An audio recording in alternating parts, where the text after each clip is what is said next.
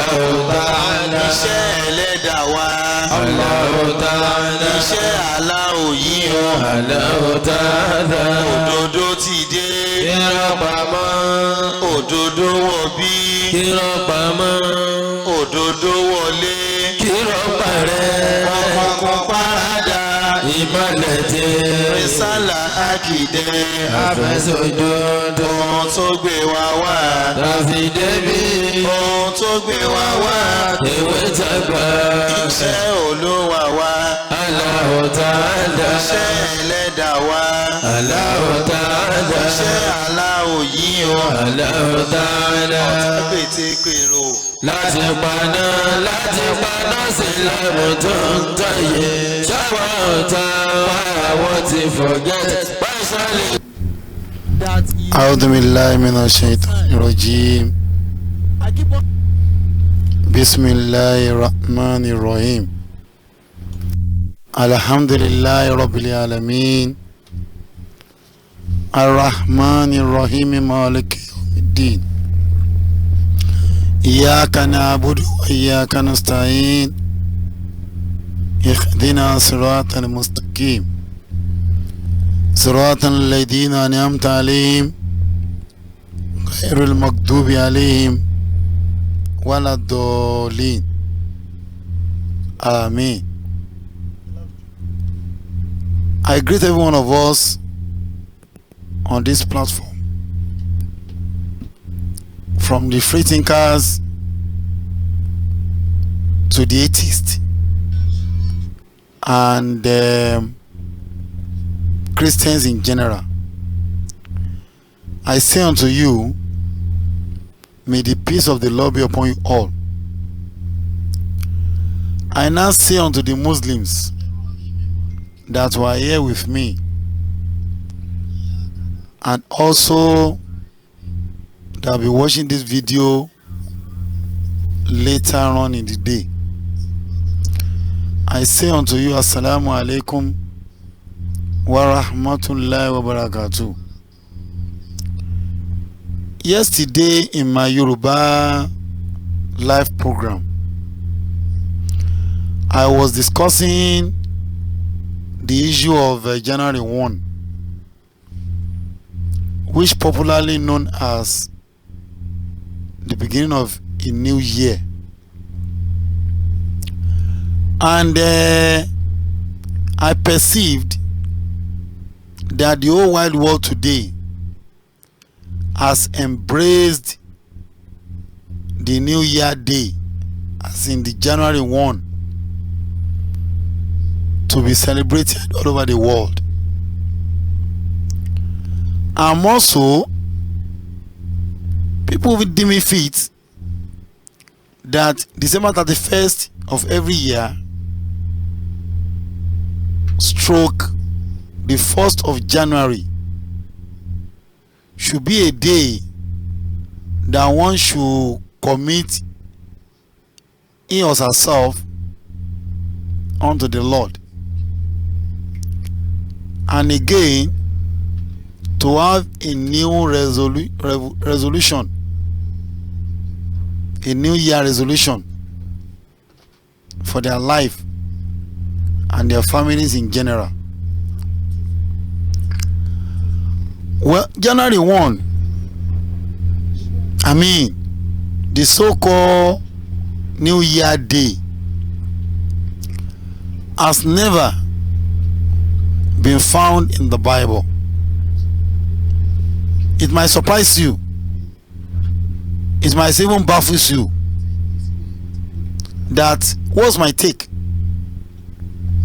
As in, what's my interest in this very particular topic? I said people believed. Oh, sorry, before I proceed, this program always comes up on Wednesdays, and the chances are there for question and answer for whoever that wanted to ask question. It should be in English. Likewise, if you want to contribute, you are highly also welcome. The number to call is +234 80 340 61900. +234 80 340 61900.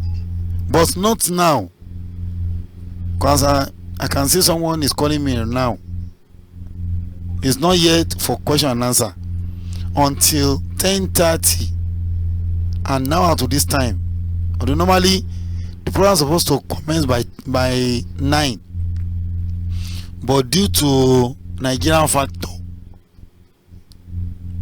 you understand? So I need to put on my generator, and the network is even fumbling. So that's where we are. I said the number to call, that's the first one. The second one is +234 80 28 000 999. +234 80 28 000 999. So on that account, I'll be expecting your call in an hour's time. But let me just deliver what I need to. Then your contribution will be accepted and allowed. Now, I said January 1, is it worthy of celebration? That's a question. At least today is 2nd. Yesterday was the 1st. The whole wide world celebrated it. Is it right for them to celebrate? See, some people might celebrate January 1. Who are those? The idol worshippers. The idol worshippers. The Ogun worshippers, Oya worshippers, and all the idols being worshipped, even the Shintoism, Taoism, Buddhism, and all that Zim that are not reckoned with what God has said, can celebrate January 1. Because if you Google it, January 1 is a day dedicated to an idol called Janus. And Janus has two faces, one on the right and one on the left. And so people, maybe willingly or unknowingly, celebrate this very idol of a thing. Let me just take you to Google and see the origin of January 1. And I would like you to read along with me as I Google it for you before I proceed on. He said New Year Day, New Year days, also simply called New Year or New Year, is observed January 1, the first day of the year, on the modern. No, look at the what's it called? The adjective being used there. He said the first day of the year on the modern Gregorian calendar as well as Julian calendar. The word Julian there means the Julius Caesar, the king of Rome, that has July as a month. Now, he now said in pre-Christian Rome under Julian calendar, before Christianity came to Roman land, before the establishment of Christianity in the land of Rome, in the land of Rome, said in pre-Christian Rome under Julian calendar, the day was dedicated to Janus.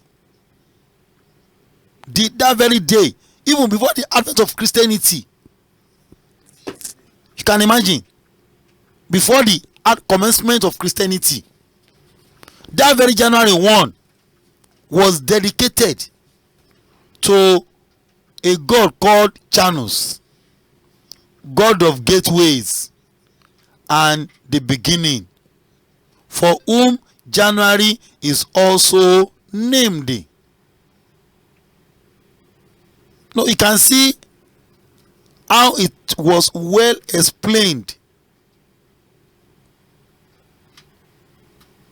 in this very what I've just read in the Bible. I mean, sorry, on Google. So I even said to the extent that in 45 BC, 45 years before the birth of Jesus, the New Year Day is celebrated on January 1, before the advent of Jesus at all. January 1, for the first time in history, as the Julian calendar takes effect. As soon as the Roman Empire, the Roman idol worshippers, the pagan, they've been celebrating Janus on the very day of its first day. Now, he now said, soon after becoming Roman dictator, Julius Caesar, you can see that's July, the elder brother of August Caesar, the elder brother of August, was the one that started this very calendar. They call it Julian calendar, before the birth of Jesus. 45 years before the birth of Jesus. Now said, Julius Caesar decided that the traditional Roman calendar was in their need of reform. So the one they've been using need reform. He now said in 46 BC, before the advent of Jesus, the Roman Emperor Julius Caesar first established January 1 as a New Year Day. No, can you just imagine that? As a New Year Day. It was Julius Caesar that established January 1 as a New Year Day. Janus was the Roman god of doors. So my problem now is, why should a Christian, you see, when I say I'm not surprised if the Christians celebrated this very year, this January 1, I counted them to be the same thing, and they were. But people keep on blaming me. But Jamiu, why do I have to judge? Judgment is for God. I say I'm not judging. I'm only telling you the truth. that you supposed to should have known, and willingly you rejected it. Willingly you rejected the truth. Now let's go on.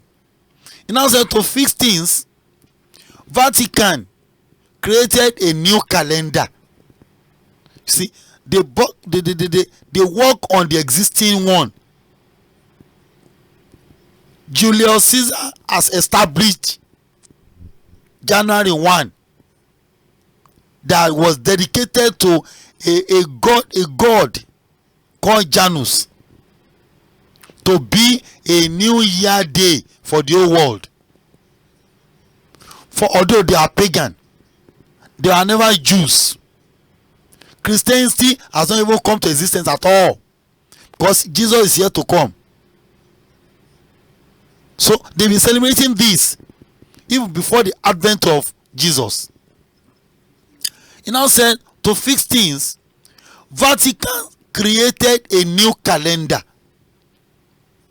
Vatican is in the land of Rome. That's Vatican City, where Pope John Paul resides. That's the headquarters of Christianity. Because the first church on earth after the demise of Jesus was in Rome. They call it Roman Catholic. Roman Catholic Church. That's the first church being created by Apostle Paul, self-acclaimed Apostle Paul. Because Apostle Paul was never an apostle of Jesus when he was alive. He was not among the 12, not the 70, not the 70 or the 72. He was never part of them. So, as I do say weekly, you need to share this program, copy the link to WhatsApp, send it to Facebook account, and it's minimally one man should be able to share, or woman or lady to be able to share to 30 people as I speak now, so that the message will get to them before next year, before 2020 January 1. So that people will be enlightened. They will not be deceived by all these fake pastors that are around the world today. The last time I was on air, I was able to point out 6 churches that condemned Christmas celebration. But the only church that condemned New Year was just one. I've forgotten his name or its name. None has ever condemned New Year Day, the January 1. Not even Deeper Life, not even Seventh-day Adventists, not even Jehovah's Witnesses, that we even thought they understood the Bible to some extent. To some extent, to me, to some extent. But they don't know what the Bible is all about. They don't. No pastor, no reverend, no church in particular knows what the Bible really means. None of them, none. I'm not boasting. I know what I'm talking about. You don't know anything about the Bible you are holding. I now said, to fix things, Vatican created a new calendar. Look at what's going on in the whole world today. So some sect or one set of not really religious sect has deemed fit to control the whole wide world with their brain, not considering what God said in the book of Moses. Although the Roman has no business with Moses anyway, not even with Jesus. They only uses Christianity to hijack the whole world ideology. They change our thinking. That's what I keep on saying. I'm sorry. You see, Christianity was coined unto man. It's never for God. It's never for God. It's never for God. Jesus has no business with Christians. No business. I'm meant to be challenged. If you call for a debate, I will come. Just make sure it was well organized. Let's do it. Let's pick a topic and discuss over it. Because what I know is that Christianity is not a religion. One, it's not even it's a way of life anyway. He now said, to fix things, Vatican created a new calendar, the Gregorian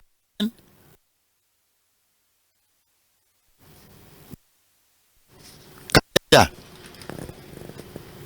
So they now said, which in 1582, just about 500 years ago, almost 500 years ago, officially moved the starting day back to January 1.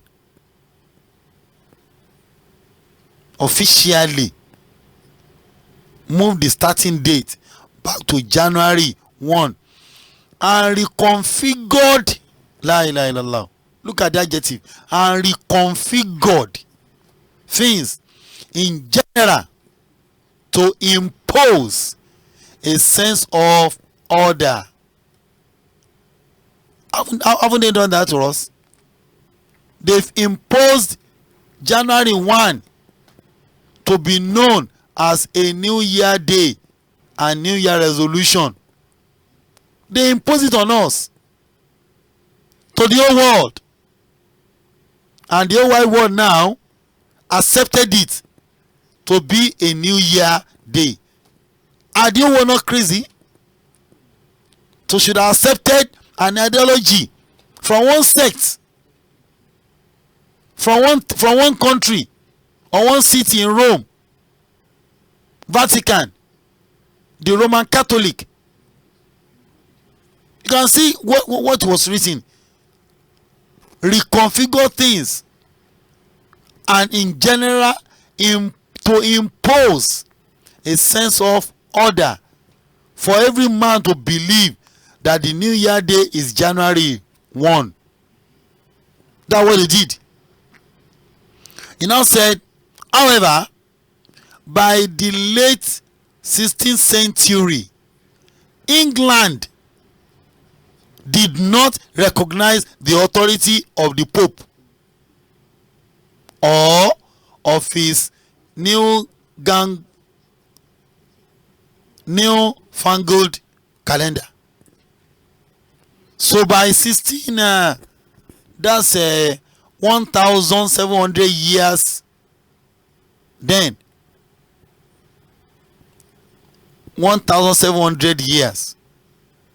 So the England did not, that's about 300 years ago, they did not recognize what the Vatican imposes on them. But today, it has come to stay. It has come to stay. And everybody, including the ignorant Muslims, also celebrate New Year, January 1. See, I keep on saying it. If the Christian celebrate New Year, I'm not baffled.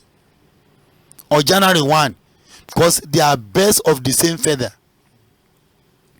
At least the establisher, apart from what Julius Caesar has did before the advent of Jesus, the so-called Christian, the Vatican, the Catholics also endorses January 1 to be a New Year day for the whole world. and that is what we are celebrating now. You see, what baffles me was that I thought the Roman Catholic believes in the Bible. Apart from being a pagan, must they also go that extent of aligning themselves with Julius Caesar? Although they will, because Julius Caesar was a king in the land of Rome before the advent of Jesus. And let's assume, or as it is, the Roman Catholic claims that they believe in God. That's why they are Christian. Sorry, they believe in Jesus. That's why they are Christian today. My question to every Roman Catholic that has endorsed the January 1 to be a New Year day is there any place in the Bible that you believed in that January 1 is written or should be celebrated as a very New Year day? Is it in your Roman Catholic Bible or any book written by the past Christians? So should have authenticate the word January 1 as a New Year day. I didn't mean you are not with the Bible and you don't read the Bible. It has nothing to do with me. I'll not be worried about you, because I believe you believe in the Bible. The Ogun worshippers, the Oya worshippers, the Arokrishnas, the Kankas, the Olumbas, and all the idol worshippers have no authority from anywhere not to celebrate January 1 because it's part of their idol. The Roman Catholic also worship idol, and the old Christian of the old world worship idol. I think they do. And some ignorant Muslim that has deemed fit to open some mosque, even some idiot Asalatus also celebrated that very day, 31st to 1. They invited people to the mosque. Not even in Nigeria alone. Somebody called me from US that in their mosque they are preparing.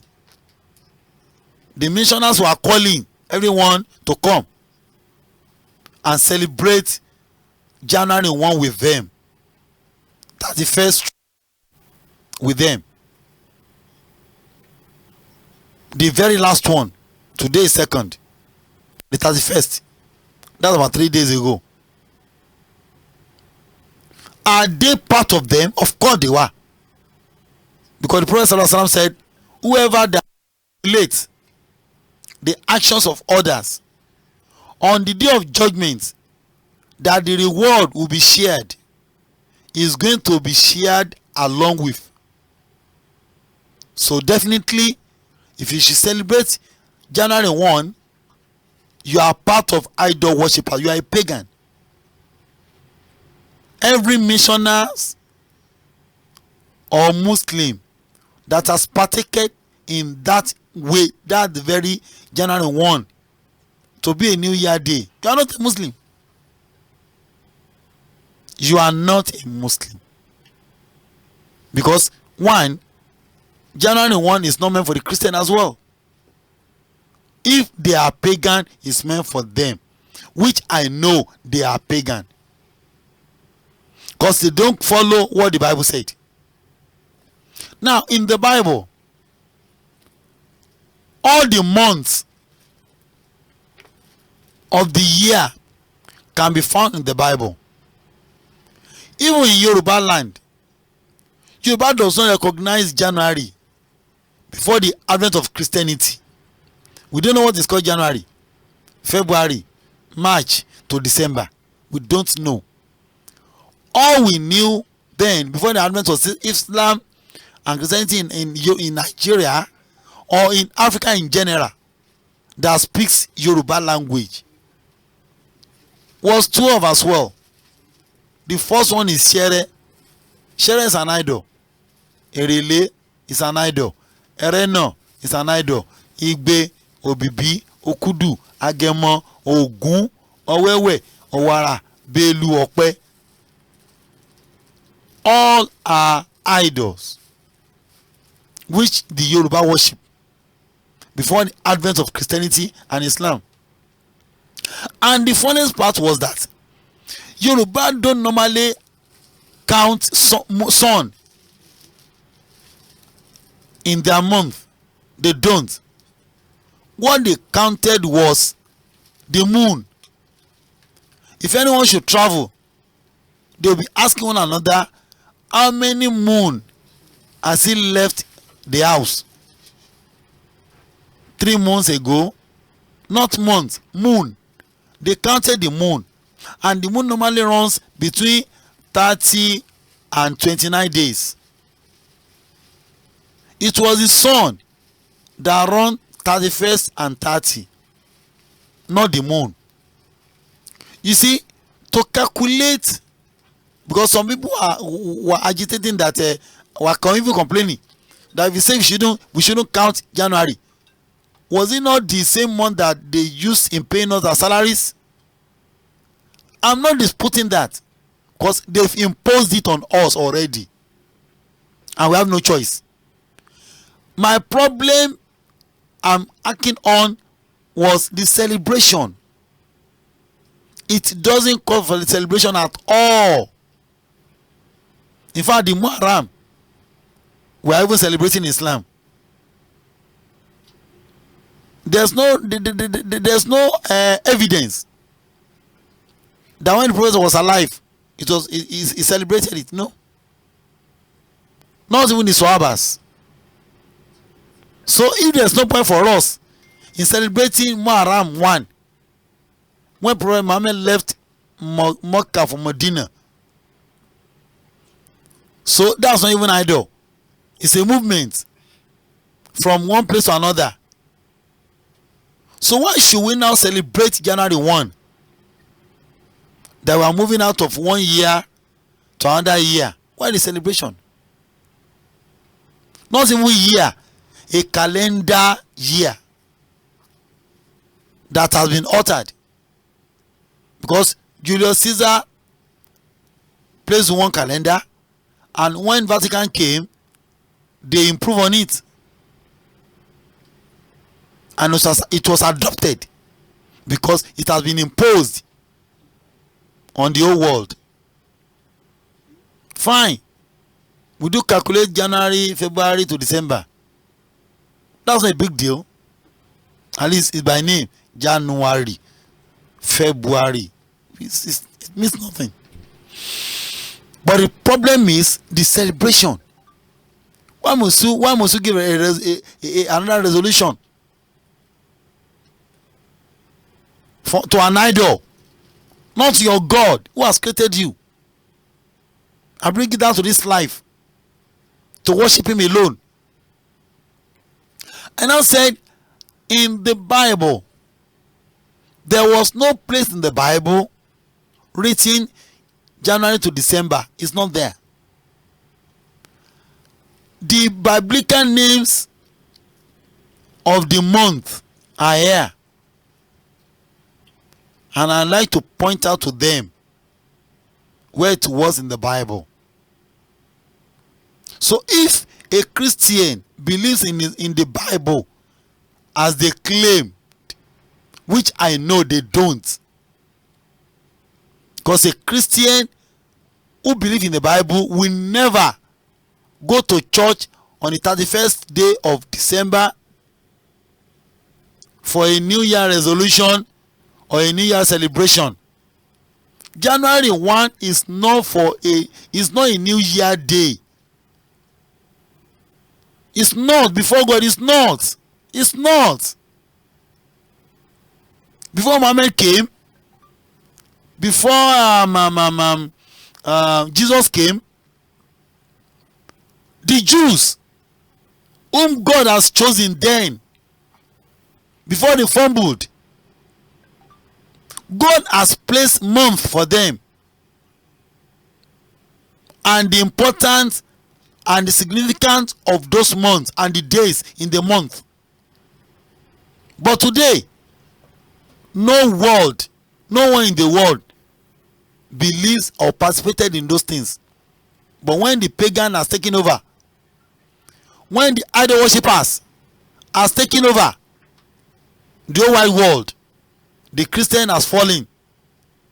Some ignorant Muslims are even falling into the trap. It's not in the Bible. It's not in the Quran. If the Christians should drop it, although I know they cannot drop because the idol worshippers, they are birds of the same feather. They only pretend that no, we are not. You are, of course, you are. You worship idol, Janus. At least you go to church to celebrate Happy New Year. What's new in the year? What's Happy New Year there?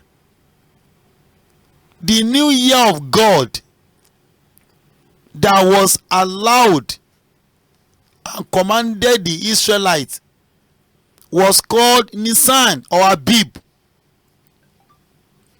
Nisan as in Nisan, or they call it Abib, Abib, and it runs from middle of March to April. So the New Year day that must be celebrated by the Christian, even the Muslims, should be between March and April. So we are not yet in New Year. We are not yet in New Year. We are only here in a new calendar year, a new Gregorian calendar year. If somebody tells you Happy New Year, just tell him which one. You'll be confused that which one as how. Is it the new Gregorian calendar year, or he will tell you, if he's brave enough, he will tell you new Gregorian calendar year, period. But not a new year of God. Not a new year from God. It's our own making, our own calculation, not for God. It's our own. And I said the first month of God is Abib to the Jews, or Nisan. Now, and it runs between March of Gregorian calendar and April. Between March and what? And April. Not January to December. You see, Christians are pagan. Oh, I don't know how I can put it. Okay, look at it now. Their what's so called Lent was never based on biblical month. Look at the Muslims. Ramadan is a month on its own. We never say our month is September. No. When we are not crazy, when we are not pagan, we cannot tell you our Ramadan is September, because that's the 9th month in Gregorian calendar. 9th month in a Gregorian calendar, not the calendar of God or the counting of God. So we celebrated Ramadan in the 9th month of Islam. It's March that you celebrated your Lent and the Easter. Is in the Bible? They even allow, although they've been denying it anyway, that December is not meant for Jesus. Of course it's not. How can you pick a pagan day? And those that picked it were pagan. You don't know the origin of the Christmas. You don't know. You'll be greeting Merry Christmas. That's craziness. Absolute craziness. Now, your length, if you really want to celebrate Jesus, it must not be in March/April. It must not be in March/April. It must be, because you believe that the third year of the month is March, and the fourth year of the month is April. So if you really want to observe that, your Easter, or the so-called length, 40 days fasting, it should run through Sivan and Tammuz.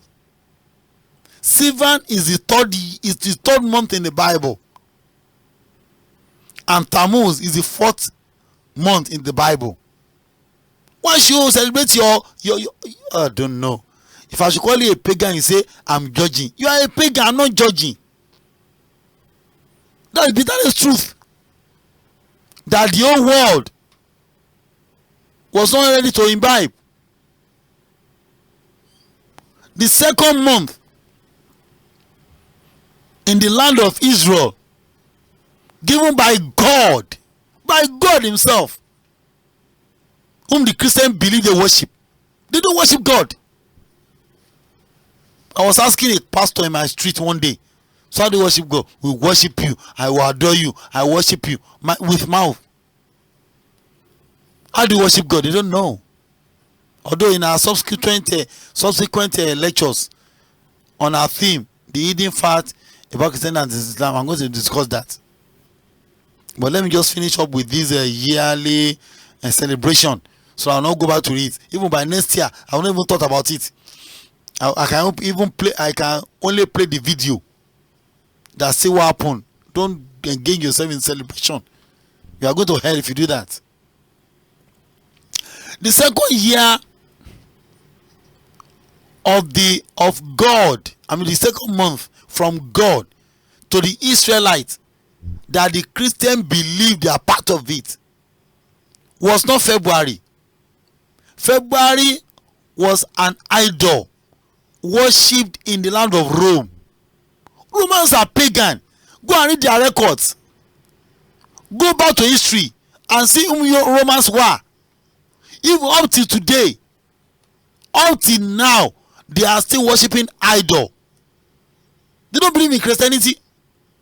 That's why they have carved a city called Vatican City out of Rome in Italy, so that they will be governing themselves aside from the general government.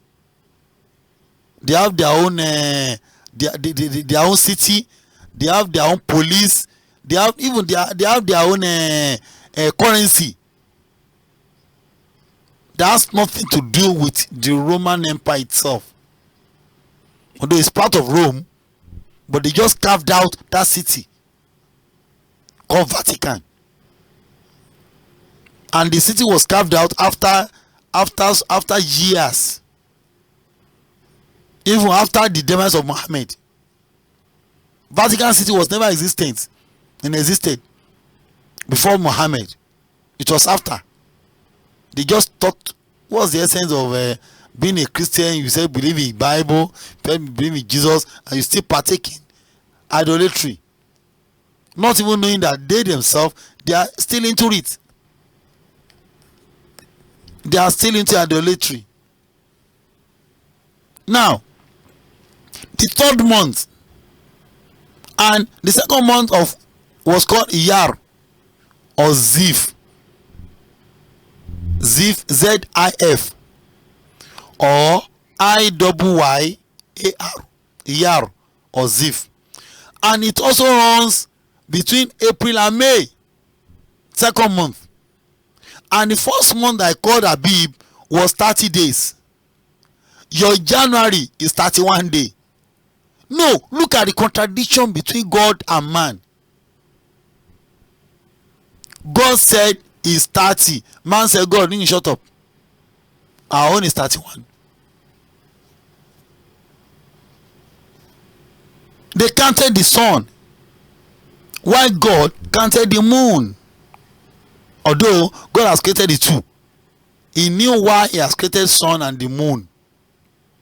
But God prefer the counting of the moon than the counting of the sun. I didn't think God has considered counting of the sun to be real. He should have added those things in the Bible. We should have seen January 31, December 31, and all that. Look at the 2 months. July, that was created by Caesar, was 31st. August, his junior brother, was also 31st. They now use February as 28 or 29. Can you imagine that? They decided on their own. Because they are pagan. They don't know God. They are idol worshippers. They only believe in what their heart desires and to be done. And they imposed it on the whole wide world. They make us to be useless, to be senseless, not know what you are doing. We follow suit like sheep that has no direction, that will be directed by the owner. That's what it took us for. The second month, which is called Iyar or Ziv, was 29 days as well. Not 30, 29 days. Look at the lunar calendar that the Muslims operate. So the Christians believe in associating themselves to the Roman pagan than to associate themselves with the Muslims or the Jews, and they use the Bible. Is that not contradictory? Is that not contradiction on your end? Why do you use the Bible then? Okay, that's why when Jesus said to the Jews then in John chapter 5 verse 46, when they rejected him, he said, if truly you follow Moses, you should have believed in me because he wrote about me. Why do you reject me? So why are you claiming to be follower of Jesus and to have your Bible in your possession? Then you follow pagan teachings. You follow the Roman, the pagan doctrines. And you forget about what you even have in your possession. You mean there is no Christian on earth today knows all this month in the Bible? They cannot even say for once. Not even deeper life, not even redeem. Are they able to be precise? I'm coming to be precise. I'm not talking about this what's it called, Kilome and what's it called, that synagogue. That one knows nothing. The synagogue is the worst. The spoken of English is nothing right about. You don't even know the Bible. Hardly he would have quoted from the Bible. Hardly. But the so-called Adeboye and Ekumuyi, we people look upon, look up to, even the mountain of fire, Dike Olokoya, do not have they don't even know anything about this, and they claim to be pastors. What are they pastoring? Over what? Miracles and wonders? That's deception. That's deception. We have been deceived. We are just being deceived by them. Now the third month is Sivan, S-I-V-A-N, and it runs between day 1 to 30 days. There's no 31 days in the Bible. No 31 days in the Bible. 30 and 29, and it runs between May and June. Likewise, the 4th month in the Bible was called Tammuz, Twmus, and it's 29 days. Look at that, 29 days, and it runs between June and July. The 5th month in the Bible was called Av, AV or AB, and it's even 30 days. It runs between July and August. The 6th month was Elul, ELUL, and it's 29 days. It runs between August and September. The 7th month in the Bible was called Etanim, ETHANIM, or you call it Tishri, TISHRI, and it runs also run between September and October. The 8th month in the Bible runs between 29 and 30 days. Between 29 and 30 days. And it's called Ishvan, HESHVAN, or you can call it Bull, BUL, or BOWL. And it runs between October and November, and it's between 39 days, 29 or 30 days. There's no 31 days before God. The 9th month in the Bible was called Chivlev, Chivlev, CHISLEV, Chivlev, and it also runs between 29 and 30 days. That's the 9th month, and that's the month dedicated to the Israelites to fast, to pronounce fasting, to pronounce.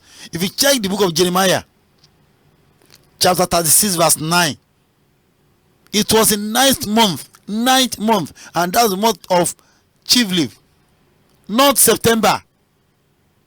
Those one belongs to the pagan. The month of God in the Bible is called Chivlev, and it also runs between 29 and 30 days. Now look at the correlation between Muslims and the Jews, and far difference between Christian and the Muslims. Muslim and the Jews are closer. Those that Jesus was being sent to were so close. But Christian and Muslim are so diverse. We fasted in the 9th month of lunar calendar that runs between 29 and 30 days. The Christian fasted during March and April that runs between 31 and 30 days. Can you imagine that? So if I should say Christians are pagan, these are my proofs. Can see the hidden fact now that I'm pointing out. Muslim fasted at 29 or 30 days. And that is what is written in the Bible. And they even have the gods of condemning Islam. The Christian has the gods of condemning Muhammad sallallahu alaihi wasallam, that if he is a pedophile, is this, is that. That is not provable. That cannot even be proven. And the whole wide world accepted their ideas. We fasted in the 9th month, which we call Ramadan in the language of Arab, but in the language of Hebrew they call it Chivlev, and it's the 9th month, not February, not March, not September. It was called 9th month, and it runs between then November and December. It runs. It depends on the year all this calculation was made. Now, the 10th month was called Tebet. Tebet or Tevet. Tebeth, TH or TVETH. Tevet. And it's 29 days. Have you ever had 31 days? 29 in your Bible. In your own personal Bible. Check it. I'll put it to you. Check it. And the 11th month is called Shebat or Shevet. And it's 30 days. SHEBAT or SHEVAT. V instead of B. Depends on the pronunciation. And it's 30 days. And it runs between January and February. That's 11 months in the Bible. So January now falls to 11 months. Well, so we're in the 11th month. We are not in a new month. We are ending the year. The Israelites are ending their year now.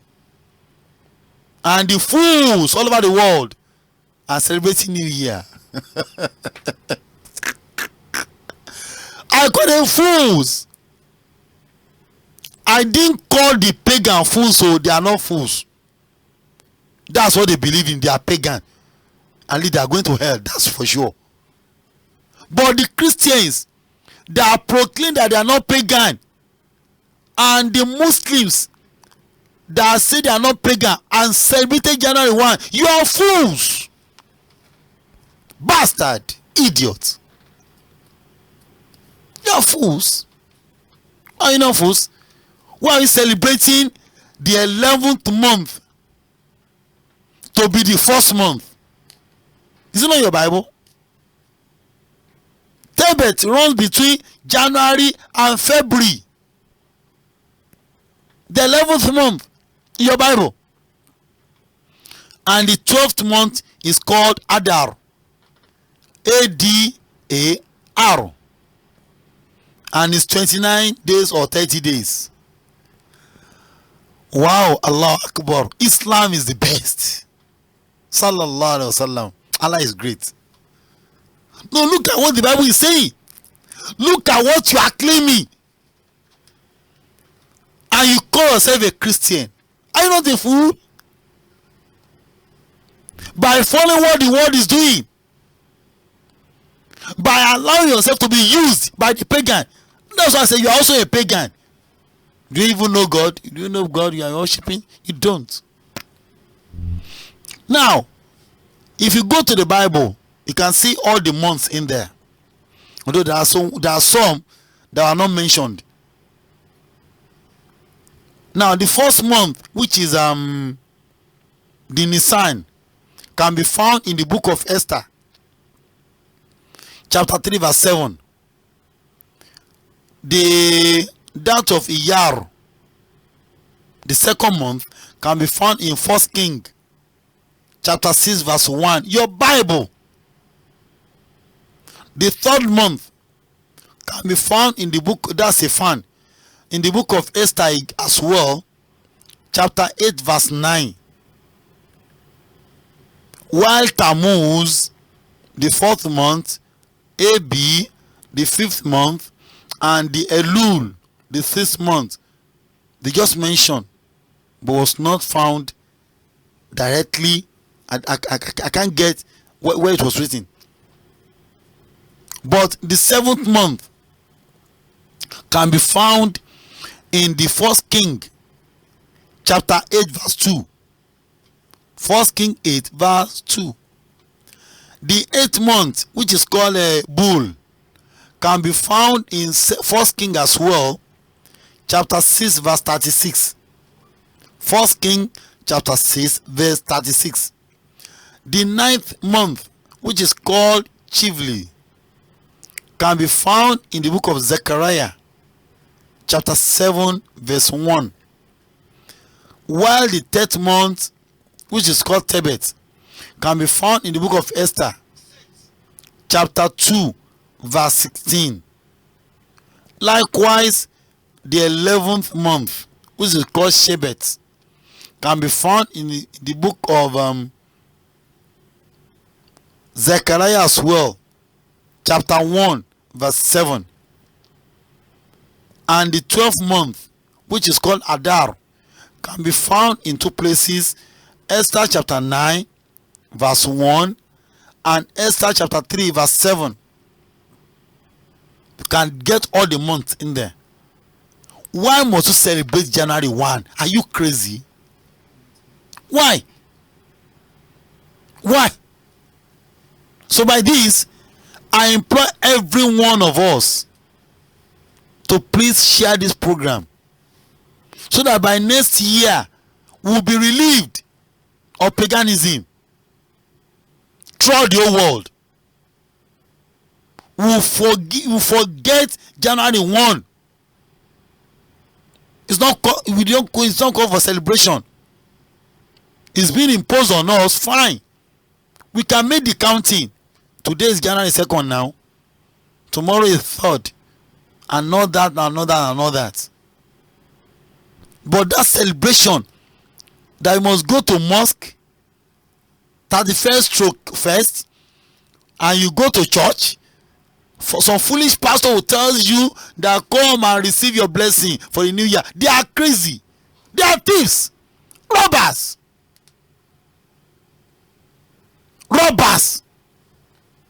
Even any affair that calls you, they are robbers. They are crazy. They are thieves. It's not in the Bible. It's not in the Quran. Why the celebration?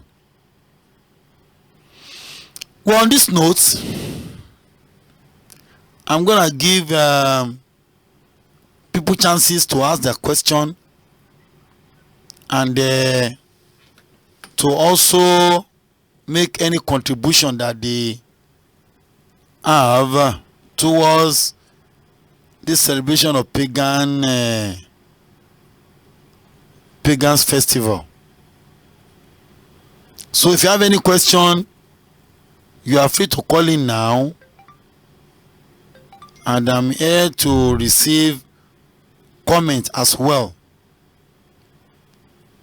So as I go by that, I want to appreciate all those that are with me since the inception of this program.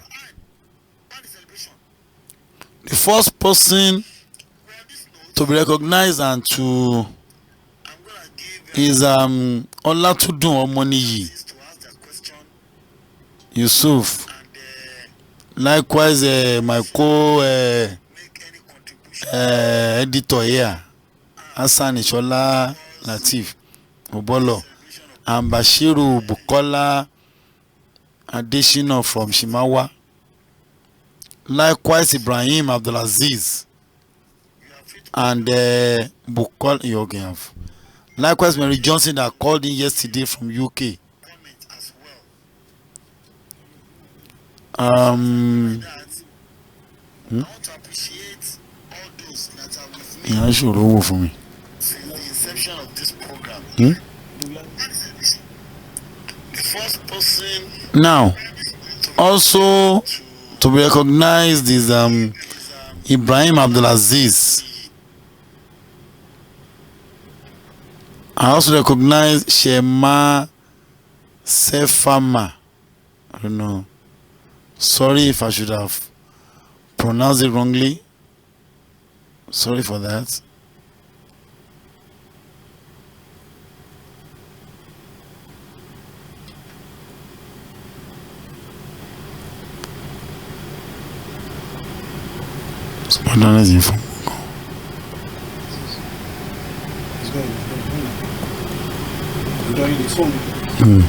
So if you have any question or contribution, please, you are free to call in on +234.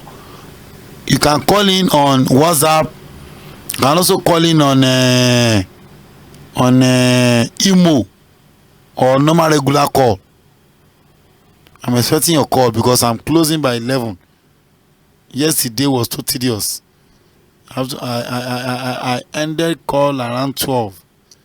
I don't want to do that today. Our regular lectures comes up tomorrow by the grace of God at Shibiri from Mile 2 down to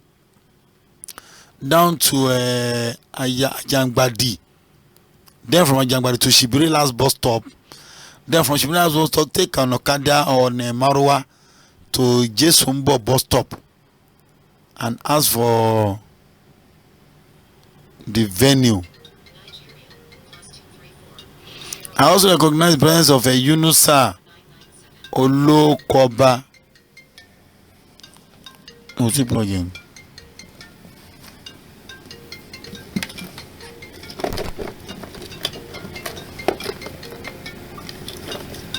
Baby. Okay. Hello. Hello. Well, salam to Allah.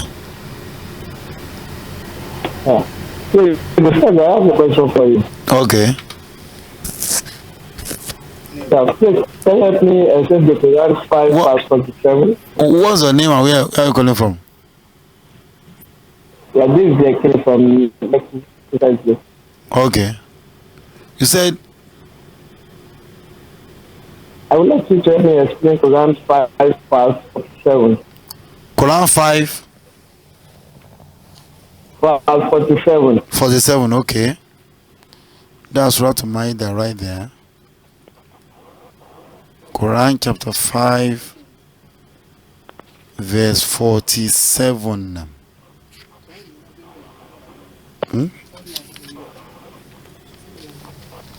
Okay, no, this one is okay. 47.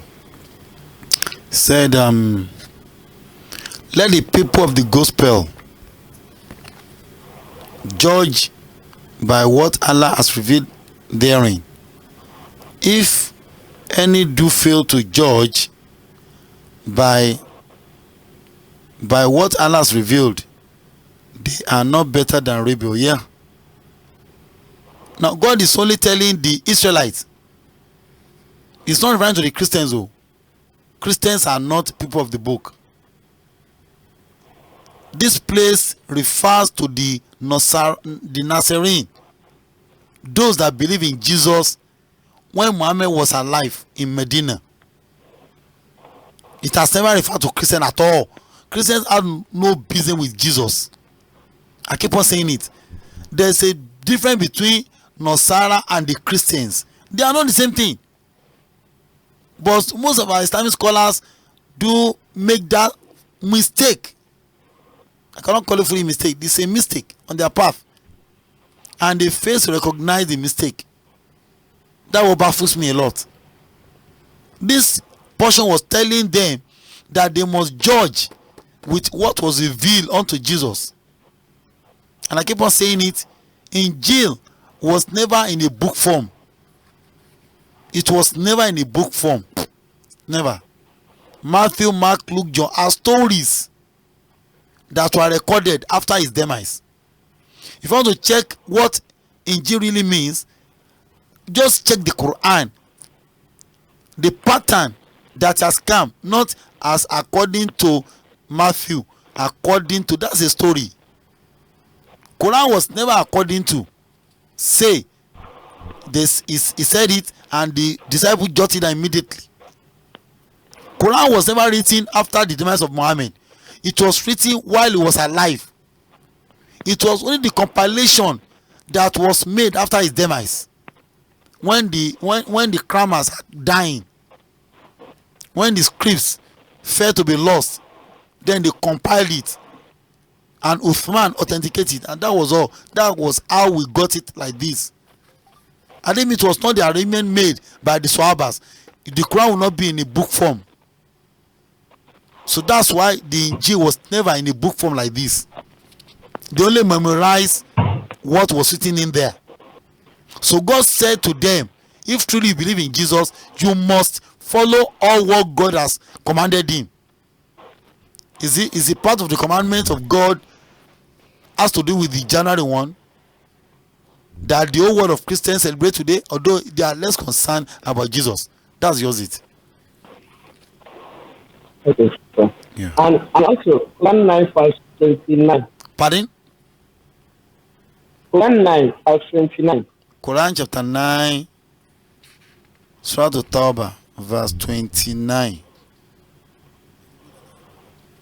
Quran chapter 9, verse 29.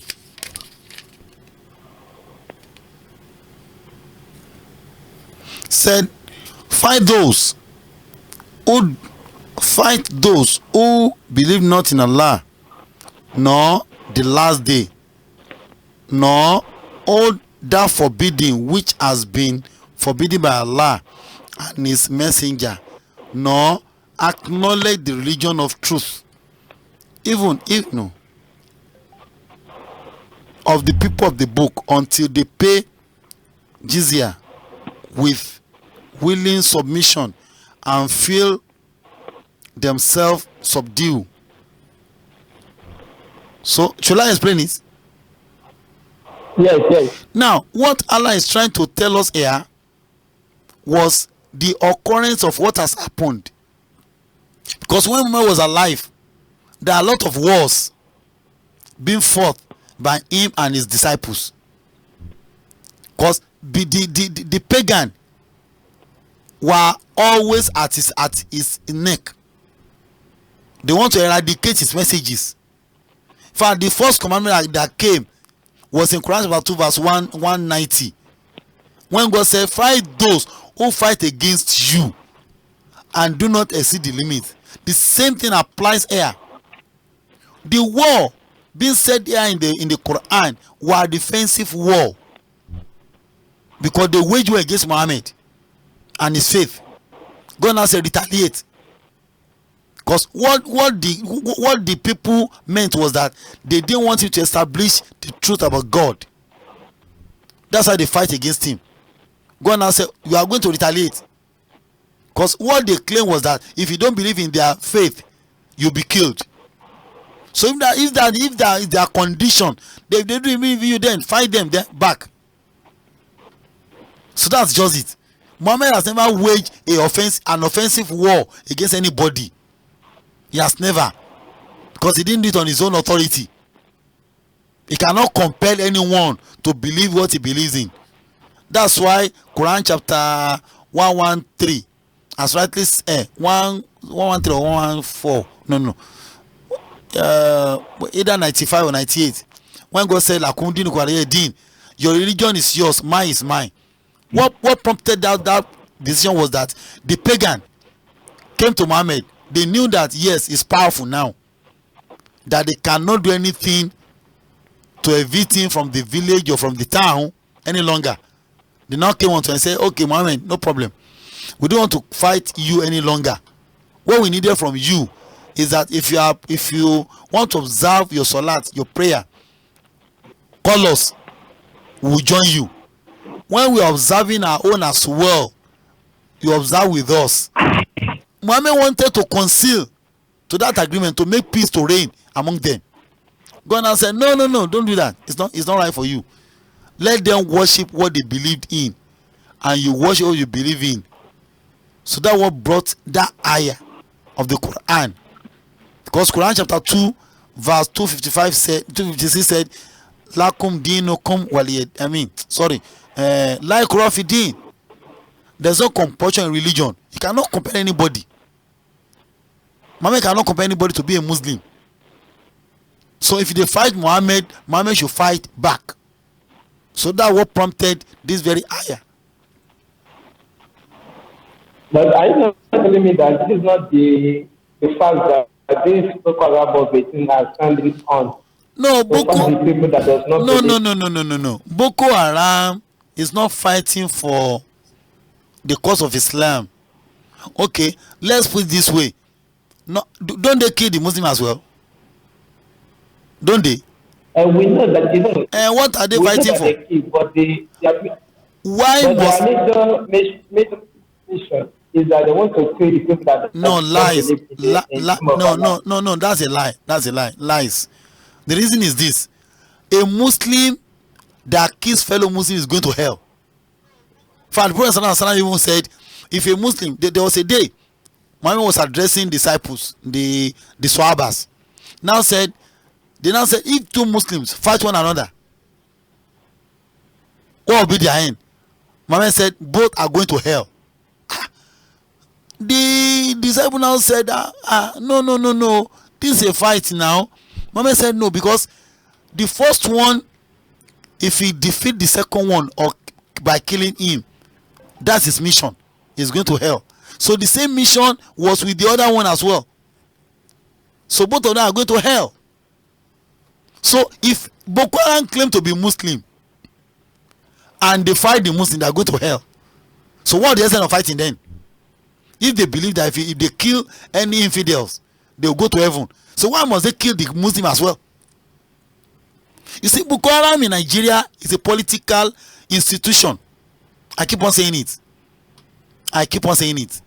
It's not for religion. They are warriors. They are fighting Nigerian government. And that's what happens in every government that we observe in Nigeria. I'm very sure there will be a time that they will not be in existence. Of course, that's normal. Because if Yoruba is there now, there will no more Boko Haram. You'll be hearing OPC problem all over. If Igbo is there, you'll be hearing militant.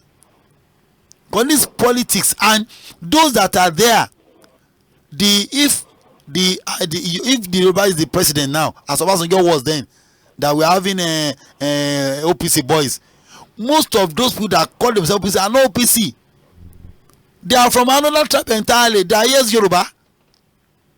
Like when this Boko Haram issue, most of them are not Hausas. Because Arab is a general language. It's an international language. You can say Allah Akbar. Allah Akbar means God is great. Bismillah means in the name of God. So what was the benefit? What was the essence? In all the churches in the Arab world, they speak Arabic. They say Bismillah Rahman Rahim. It means nothing to them, because Allah is the language of God. It is the name of God in Arabic language. They cannot use any other thing than Allah in the language of Arab. Cannot expect a Yoruba man to say God is one. That's craziness. You see, Allah where you're corny. So, likewise, Igbo has their own. Also has their own language. So, Arab is a general language that can be used for anything, either good or bad. But the problem is, the Muslims are acquainted to the Arabs because our religion, the prophet we are following, is Arab. So that's why Arab is more important to us. And so the enemies now use it as an avenue to attack the Muslims. Boko Harams were never Muslim. Okay, look at the S-men now. S-men that kills everybody.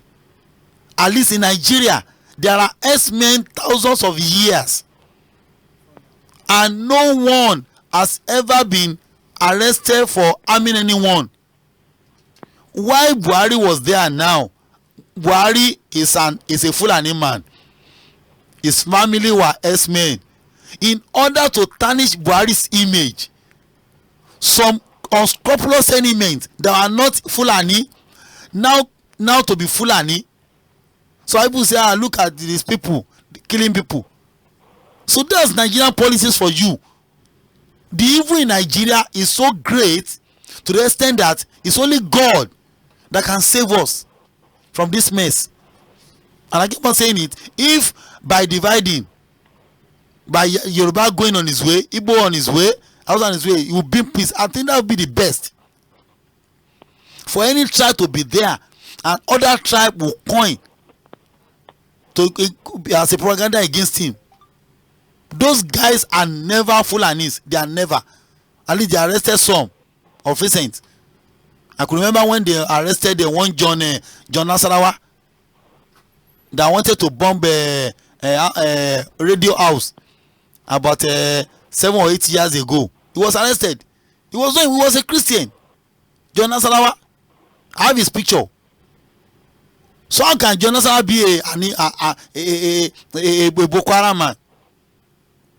That's what they do. Look at what happened when this camp president Orisajefo traveled to South Africa. But the Christian will not elaborate on that because it affects them squarely. Adibit was one malam that were caught on that thing. In fact, they will still be hot up to now. That we want to know why he has taken a private jet with $10 million to South Africa to buy ammunition for who? Are we fighting war? Is Orishaje for an army man? Why should be him to give the task to buy ammunition for who? For Boko Haram, of course. Before he was caught. So that's all those who are propagandas. Boko Harams are not Muslims. And they are not Hausa as well. There are some sects in Nigeria that are not known. Well, to God be the glory, and God will save us. And lastly, hello. Yeah, is that? Hello. Come again. Yes, lastly, 9:5. You said. And also, I want to ask you that 9, 1 chapter 9:5. Okay. Why does Allah permit Prophet Muhammad to kill people? Quran. No, let me open it. I've not seen it. Yes. Quran chapter 9:5. Okay, yeah. They say okay. It said, but when the forbidden months are past, fight and slay the pagan wherever you find them, and seize them, beligua them, and lie in wait for them in every. The same thing apply. The same thing. Those are the Arab wars back then. Because whenever they found the Muslims, they also killed them. So God now said, whenever you find them, kill them as well. That's retaliation. Not now. There's no war now. So no one should kill anyone now. It was back then in Arab world, in those days, that they fought Muhammad and his disciples. The same thing applies there. It's a defensive war. It's a defensive war. The same thing applies there. The same thing. Okay. Yeah, I sent you a link concerning about one guy that they call David Wood. Okay. I don't know if you have already made one or two research on the guy. Yeah, I did, but I've not gotten his direct contact because the phone I saw on the YouTube that day, I called it, but I didn't get through because I didn't know the exact town or country it was because I didn't get the code. I believe the guy is from the US. I'm not sure because I handed +1, but it's not going through. Okay, I will try all my possible best to get some information across to you. Because if you see the way the guy is studying the image of Islam and most especially Prophet Muhammad, the last dialogue he handled with one of the Muslim brothers, the way it ended, I don't like it. That's why let me just push it for you.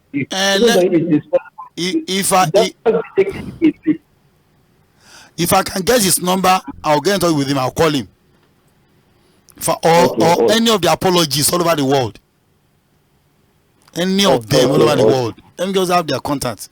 I'll contact them myself, inshallah. Okay, thank you. Because I've been challenging them and they've not been responding. I could remember when I challenged one Pastor Alavi in Maryland then. He has just kept his mouth shut. I've not had any, but I even tried to go on his YouTube account yesterday. Maybe he has responded to some things I've said about him, but since then I've not be able to get in touch with him. They don't know anything. I'm telling you. Christians are so lazy that they don't even know what the Bible is even saying. And they now came out boldly and be saying all sorts of rubbish that is indefendable. They cannot defend their Bible because but the Bible is not meant for them. Jesus has no business with the Christians. Not to talk of the I don't know. Now if you have any question, please, I'm still here with you. I'm still here with you. If you have any question or contributions, you are free to make it here now. So also okay, I think I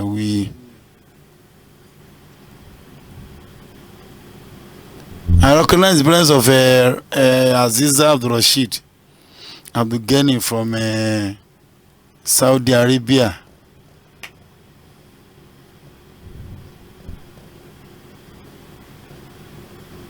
Just share the program and you'll be blessed, inshallah. I posted, let me even talk about this as well. This Banarewaju stuff should be ignored. Nobody should pay a dime into that Land Records Limited Zenith Bank account. Don't pay any dime there. The fraudsters has made the what you are reading here, the note, the fraudsters has done in the 419 to dupe others. So that's why I've written my rejoinder. I said, please, if anyone has ever come across this message below, ignore it. Because I called Obanarewaju Adepoju and he said he is not aware of it. Don't pay any money into the account. Or if you have made any payment, please call me.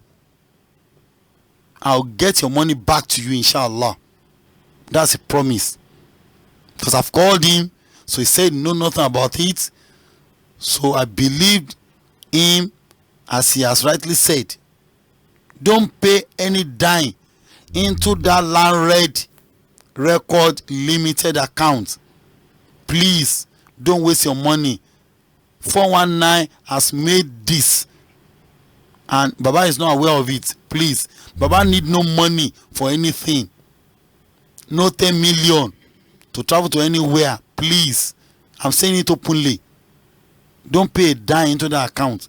If you have mistakenly paid dime into the account, call me on my phone.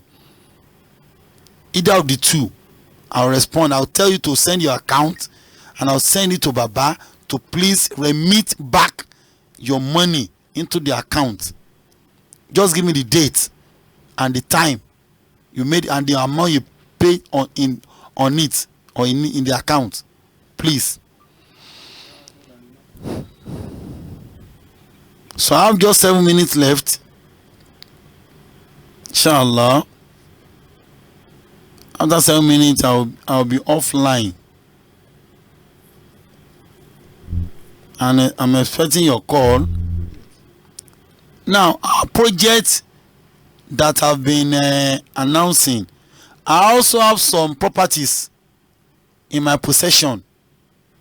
I have 3-bedroom flats at Asheshe after Nasfat along Ibadan Expressway on a half plot of land, well built, beautiful. So it's there for sale.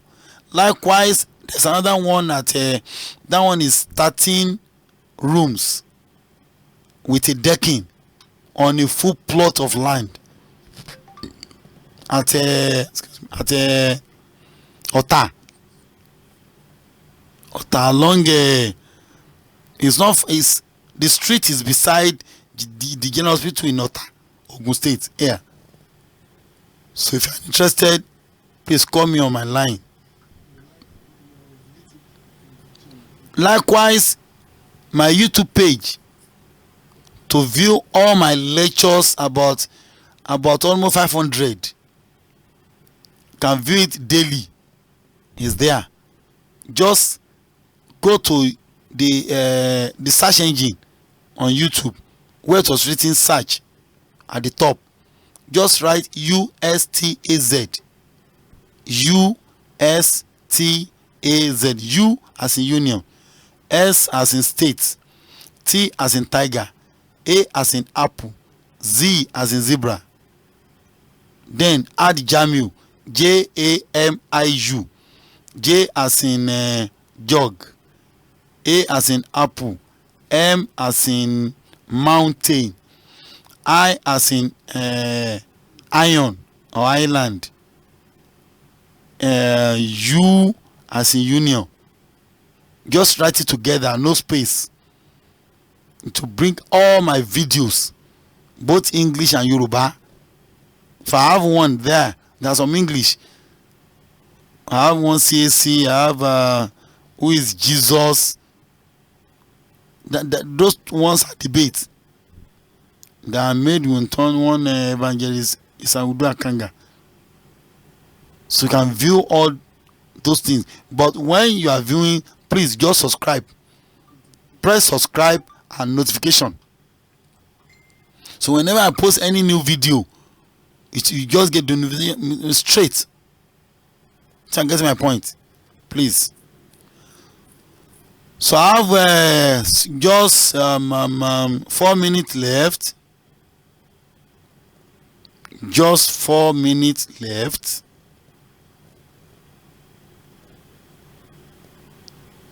Just 4 minutes left. Just 4 minutes left. Just 4 minutes left.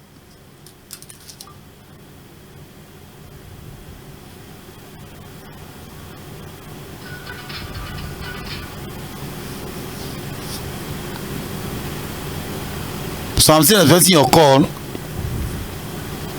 When it is 11 o'clock, I'm offline. Inshallah.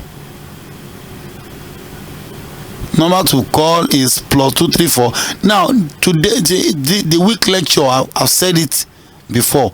And our project of 200 million that we intend to build a befitting hospital, both for male separate and female separate. Likewise, modern school for the less privileged, and that will have the facilities of the modern school as well, on a 10 acres of land. Likewise, yeah, anybody can call.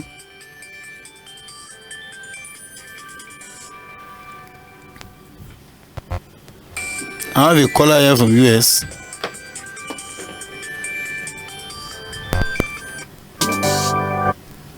Hello. Hello.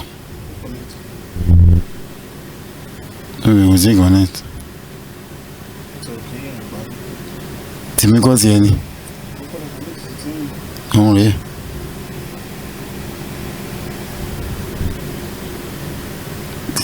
Tèmi gbọ́. Jẹ́ gbé sí tèmi gbà ẹ́.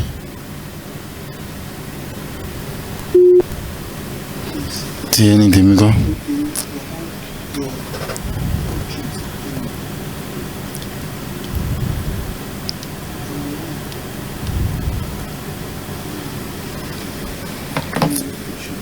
Network tí mi ò fọ́n bù.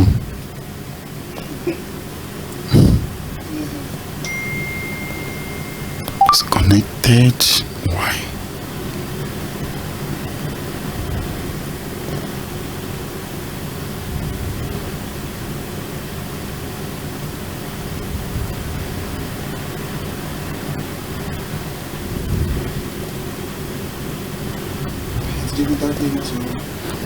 Yeah, I said our project of 200 million is still on board, we intend to have hospital befitting schools for the less privileged, and likewise vocational centers.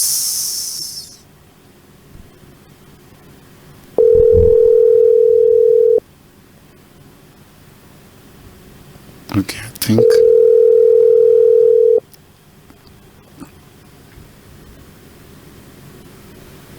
Hello? Yeah, wa alaikum salam tula. Yeah, this Yunus local back from Oh, okay. Hello. Hello, I'm hearing you. Okay, Ustaz, please. Okay, I want to ask about the allow that you say we say right by the corner. Is it by the corner or between the two corners in the middle? No, not corner, by the side, like this. One should be here at the top. By the side. Yeah. Just at the top of the house. Yeah. By the top of the wall. If the wall is this, then one should be here, facing this one. Then another one should be here, facing this one as well. Yeah, I understand that. But the only thing I don't understand is you say by the corner or between the two corners. No, not corner. Middle. By the wall. Wall. By the wall. Mm-hmm. Okay. Just facing one another. Thank you, sir. I understand. Okay. Oh, all right. Thank you. Okay.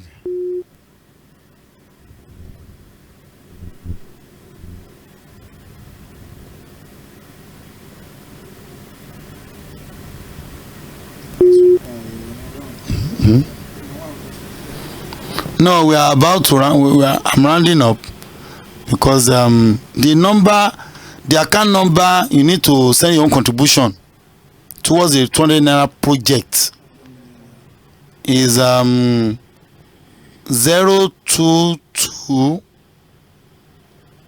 364. Abi, is it 3 or 384? Okay. 022 02. I'm coming. But the account name is Rusela Tulak Dawa Site International. 022 3864 937. 022 3864 937. Wema Bank. Risala Tulak Dawa Society International. Put your own contribution. May Allah bless you and replenish you as you do so. Inshallah. All the program will benefit and to everybody. Don't think I'm in US, I don't need it, or I'm in Nigeria. No, you can never tell. You even need it because the project is meant for everybody. You learn about Bible and the Quran. You know everything about the two so-called popular religion. Hello. Everybody. Hello. Yeah. Yeah, I want to talk to the man that is talking. I want to date him. What's your name and where are you calling from? I'm calling from US. Okay. Your name? No. Lower your either laptop or the phone. Because I can't hear your voice. I'll lower it. Okay.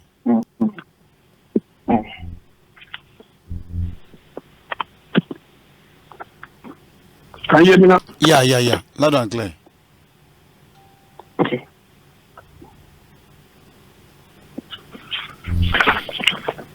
Hello? Yes, sir. Yeah, I'm hearing you. I've been listening to you, and I've seen that you have said a lot of things about Christianity and something about Islam, Okay. which I believe that they are not in at all. You said, come again. They are not what? I said the Christianity and the Islam, they are not the same thing at all. At all. They are not. Okay. And the understanding of you, sir, you are talking the Quran. Because all what you have, the understanding, you are talking from the Quran. And I see the way that you interpret the Bible is not the way, because it's totally different. Okay. Totally different. Okay. Yes. Number one, we are not going to the same heaven. And also the Prophet Muhammad that delivered the message. And when we look at his life, let's look at number one. Let's look at chapter 33. Okay. Surah chapter 33, chapter 4. The word. When you look at it very well, you can see Surah 33 a man is 33 verse Surah what? chapter 33, verse 37. Verse 37? Yes. Okay. Surah chapter 37. 33, verse 37. He said, behold. There in the world He said, is behold. a prophet of God that also married to his own adopted son, daughter. Okay. And number one, that's number one thing. Can I And secondly, I want to say, just explain this? yes. Now, you can see, this is We the... have a lot, sir. We have and let me just take one out of the other. This is Quran. Okay. This is Quran. And not a storybook. And the Quran was never man-made. This is God commandment. Now, let's see the story in the Quran itself. He said, behold, God said to Muhammad, you did not say to one who had received the grace of Allah and your favor, retain you in well your wife and fear Allah, but you did hide in your heart what Allah was about to make manifest. You did fear the people. You can see, you fear the people. But it is more.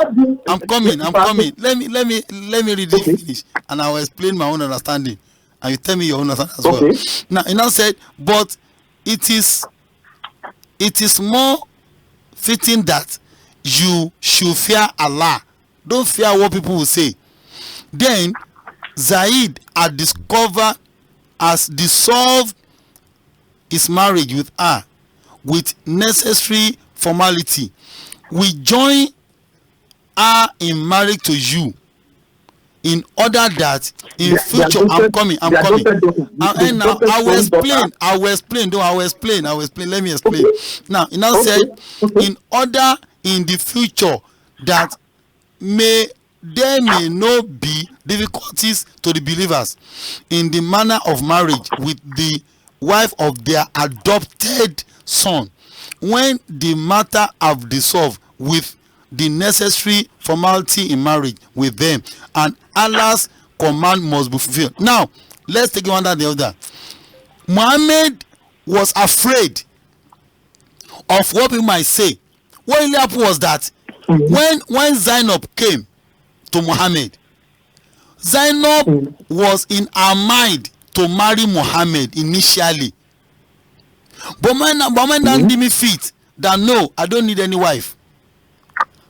Marry my adopted son, not his son. If it was his son, Muhammad has no right to marry that lady. If it was his biological son, he cannot marry. It's forbidden in Islam. He cannot marry. But his adopted son, Zaid was never a son to Muhammad. Adopted son. Now, when Zainab now came, I'm coming. Let me land. When Zainab now came to Muhammad that I want to marry you, he said no. You know, this is a woman that has his own mission that I want to marry you. She said it openly to Muhammad. Muhammad now said no, don't marry me. Marry my adopted son. But when the marriage cannot work, they be fighting and fight because our mission was not to marry adopted son. It was Muhammad, and Muhammad knew it. But due to the fact that I've married her to my adopted son, what would the world say that I now married her back. And when the fighting, when the fighting now continues, Zaid now divorced her completely. They divorced. Okay. Now she now came out to Muhammad that it was you that wanted to marry, not Zaid. I don't have any atom of love for Zaid at all. It was you. God now say, okay, if that should be the case, Muhammad, what is worrying you about that lady? Don't be worried. People can say anything they like. That you later on married your adopted son's wife. You are less concerned. It's not your business. Leave me and them together. So you must marry her. That's a command from God. Muhammad has no other option than to marry her. That's what Allah said. Muhammad can never go against what Allah said to him. He does not snatch her at all. They've divorced. God now commanded him to marry her. He has no say. That's what God wanted. So that's just it. Muhammad is not to be blamed. It's God. You blame God, not Muhammad. Okay, sir. Hello, sir. Yeah, I'm hearing you. How do you know? Wow, oh shit. No. No, it's a regular call, but maybe because it shows here Nigerian line 0701 74470. Please call back. We need to iron this one out once and for all. Because Muhammad is not at fault. It's never at fault. It was what God commanded. And that is, you see, that is why you don't impose a lady on anybody. The first thing is love. If there is love in there, Adinbi Muhammad has noticed that it will fire back. He would have allowed the lady to go on her own, not to even marry the Zaid, or for him to have married her directly. It happens to everybody. It also happens to me as well. Hello. Yes, I'm the one that the line cut off. Yeah, I think I can see your number now. Hello. Yes, sir. Yeah, I can hear you loud and clear. Yeah, come in. Okay, yes, sir. How do you know God is speaking to Muhammad? Because we can see that this man is speaking for himself. When you look, as me like he explained to us, sir, that God told him to marry somebody. Yeah. Even though when you look at that Surah chapter 33, verse 50, there's another thing when there. How that God in the world gave a prophet to marry any unbeliever woman, to have sex with any Surah chapter 33, verse 50. Let me read. He said, "Oh prophets, God was addressing." At least this is not. How do you know it's God, sir? No, I think the Quran in its totality is from Muhammad God. never speaks to God. He never speaks to God. You know what I'm saying?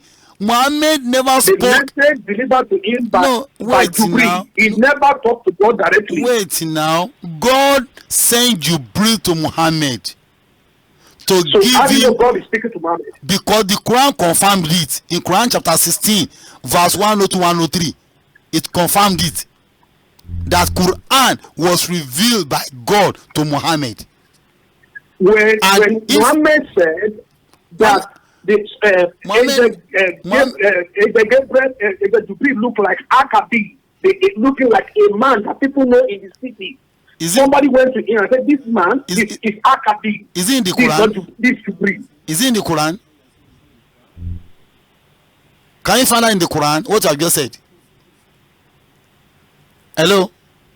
I can't hear you. What did you say, sir? I said what I've just said, that Muhammad described Jibril. Is it in the Quran? It's in Hadith. It's in Hadith. That's what I'm saying now. You see, Hadith. But how do you know? Because most of what you practice today, your prayer is not in Quran, also in Hadith. How do you know that? No, you see, when God said in the Quran, you see, there's one God calls believe in God and his prophets. When God says something in the Quran, the explanation will be done by Muhammad. God just said, pray, have your salat, worship me.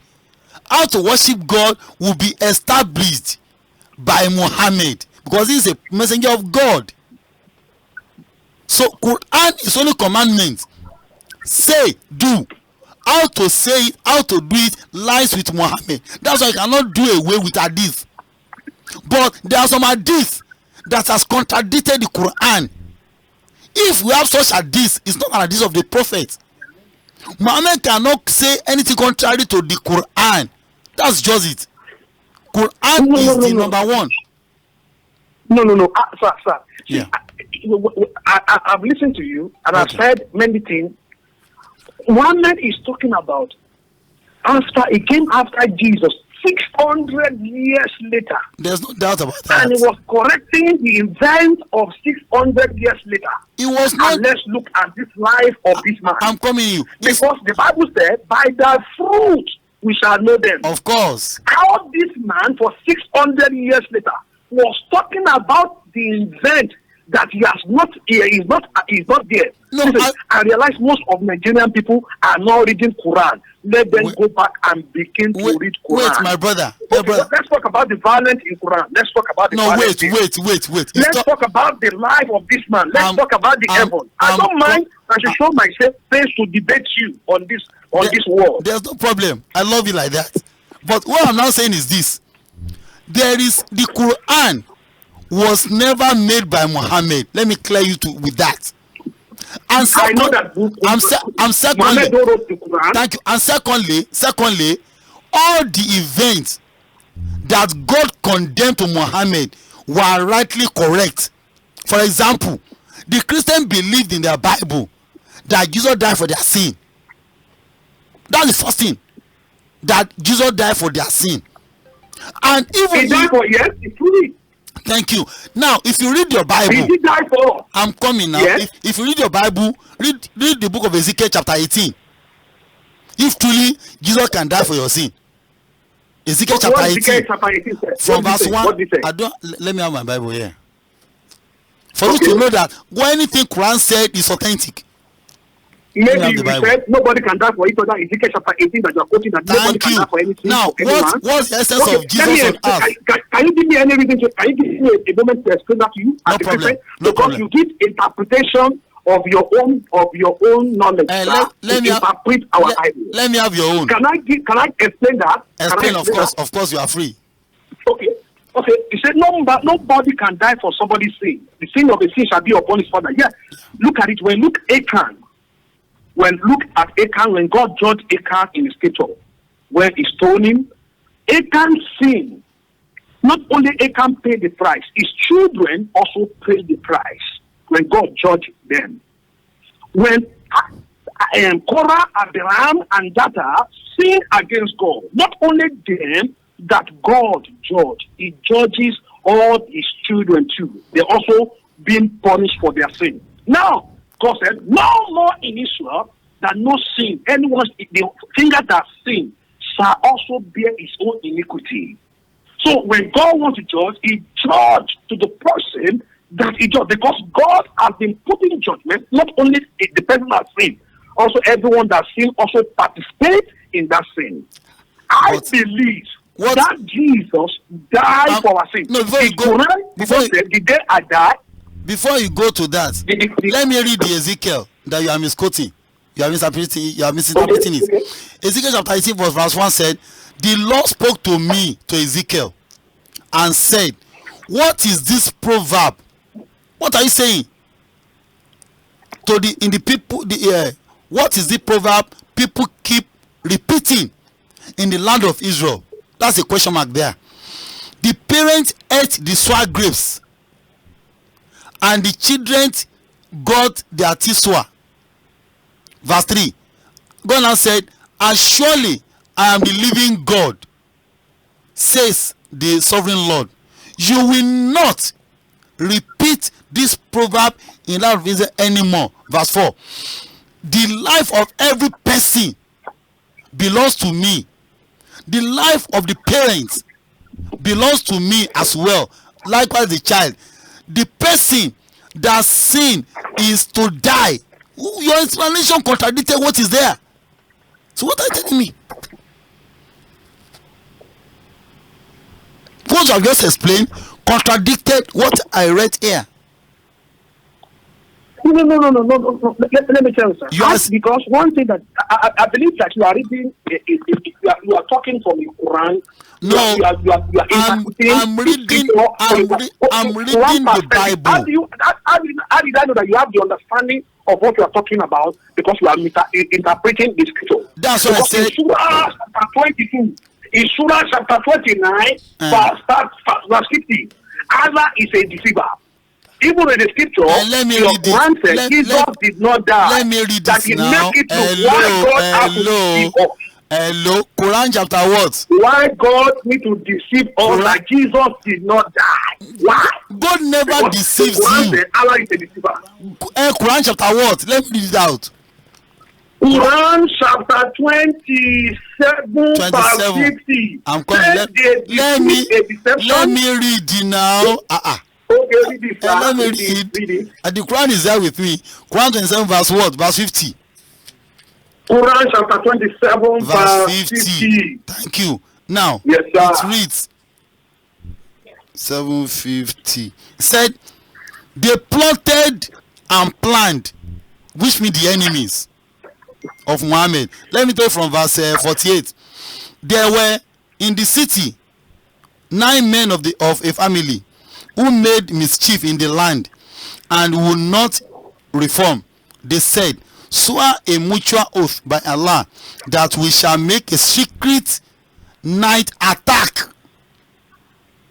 on him, on Muhammad and his people. That's the cause. And we shall say to his heir, when seek vengeance, we were not present at the slaughter of his people, and we are positively telling the truth. Verse 50 now. They plotted, the pagan plotted in the night and planned against Muhammad. God said, and we, Allah, planned even while they perceive it not. So they plotted, not deceiver. They planned to kill Muhammad in the night. God now plan against them to save Muhammad in the night. What are you quoting? What is it deceiver here? Who are these deceived?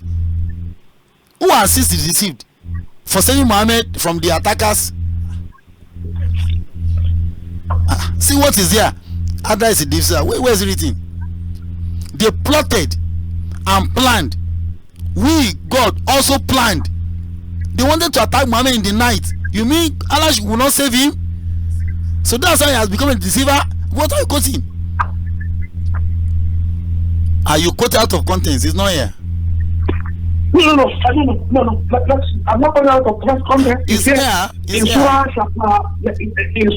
chapter 27, verse 50. And now, verse 50 says, they deceived a deception, and we have deceived deception, and they did not seal. So we see how the end of this deception, they deceived them and all the people. For you to so Allah is a best deceiver.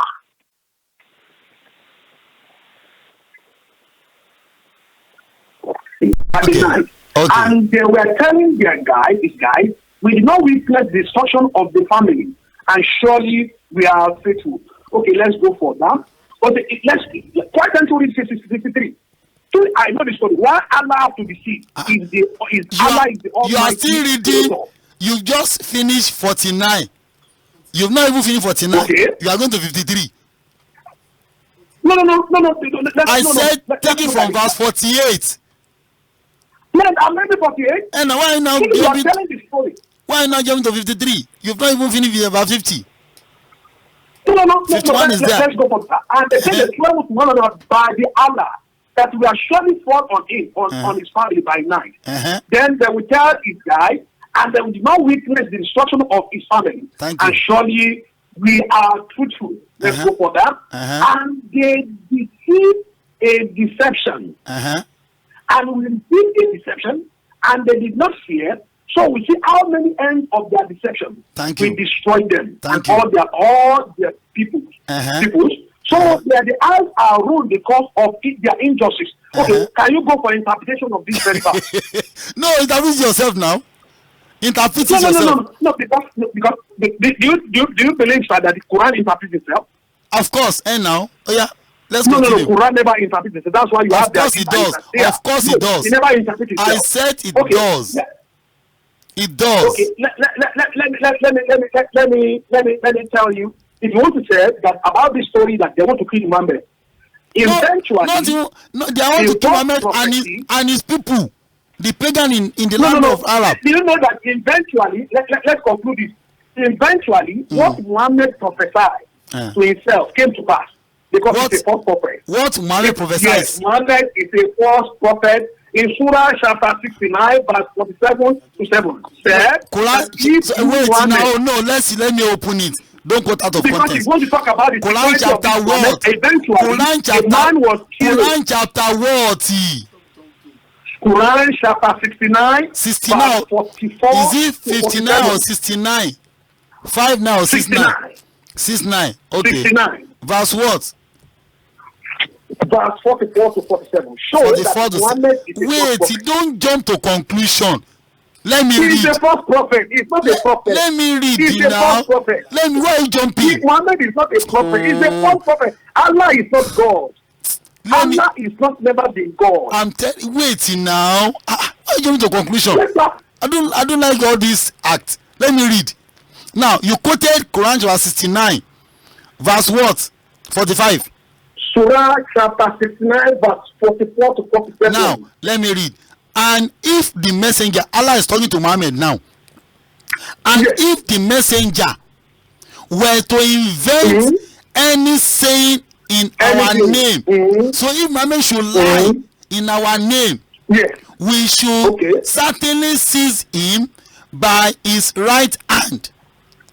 47. Nor could any of you withhold him from our wrath. So what are you saying? That he will cut Ethiopia.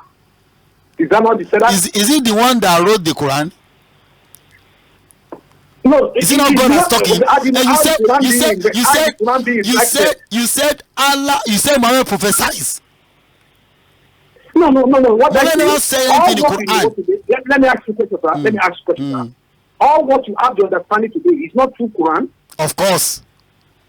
Yeah. So the Allah was talking to Muhammad that if you lie about us, that we're going to call your Iota. Yes. Is it not that what killed him eventually? When? Is that what the Muhammad did?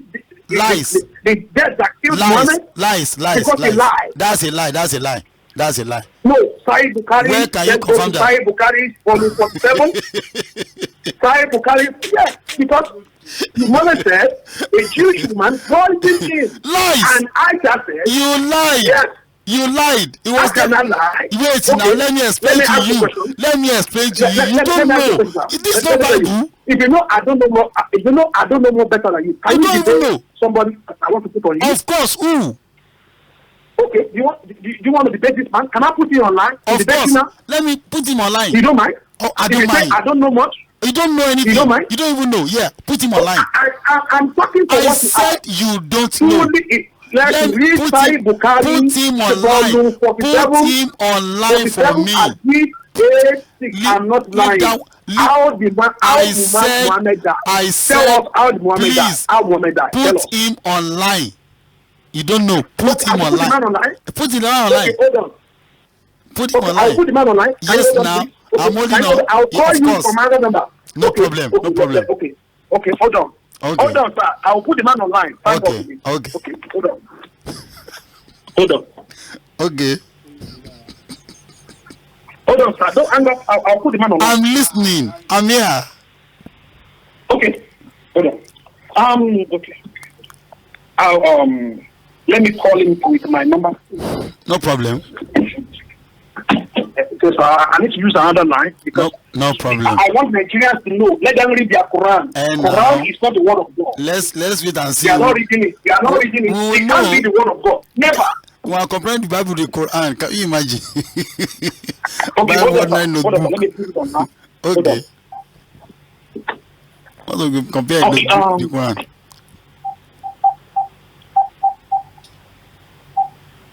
Hold on, sir. Yeah.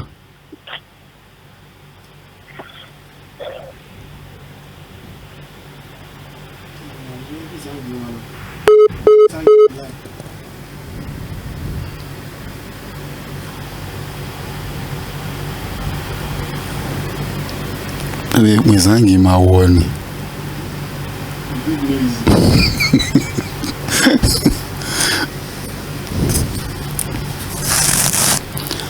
I'm still expecting that guy to call back. He said he wants to connect me with a qualified pastor. I know there's none was qualified. None. I can't be a pastor and be qualified for what? To debate with me.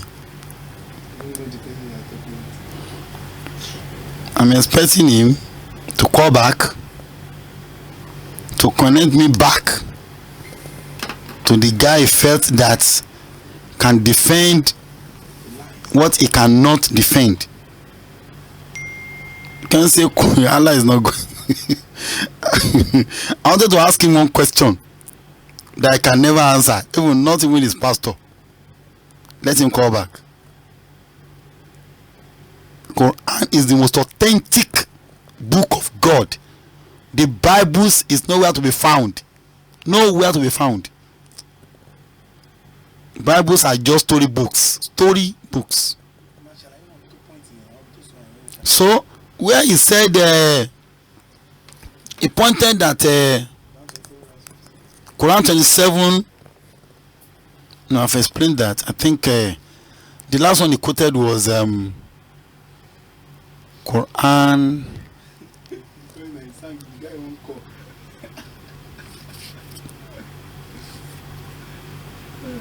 Quran chapter 69 from verse 44. The Quran is very clear about all these issues. God said to Muhammad, if truly you make any... Hello? Yes, sir. I'm very sorry. He's not picking up. Don't worry. Wow. Next time when you're online, I will put it online. Don't worry. It's not I'll be online. When I put it online, you will know what the person I'm talking about. When I put this person online, you will know the person I'm talking about. Whether you can I'll be online. Let me tell you one thing. Let me tell you. Let me tell you when I'll be online.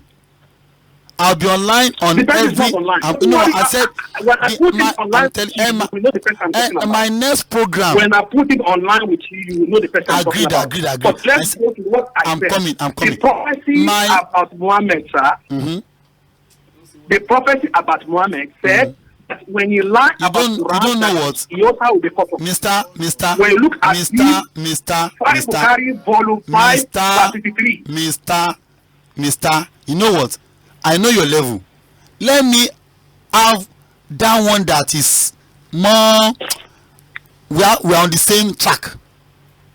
You know what I'm saying? You cannot defend what you are quoting. Put me online by next week Wednesday. I'll be on from 9. In fact, because of you alone. I will do that. When you come, I'll put it online. Because of you, I will not deliver any message on that Wednesday next week by the grace of God. So I'll be on by 9. So I'll be able to express our feelings from 9 to 12. If I should deliver any lecture, I'll waste your time. So just make sure you target. Okay, you'll be online next week Wednesday. Next week Wednesday by 9. Next week Wednesday, right? Now 9 till 12 or 9 till 11.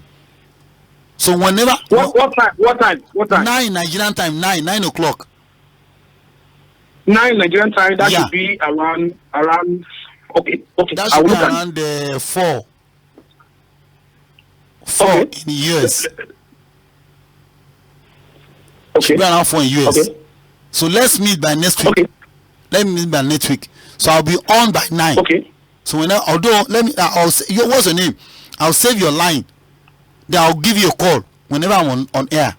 So I'll remind you. Okay. I think that would be the best. Okay.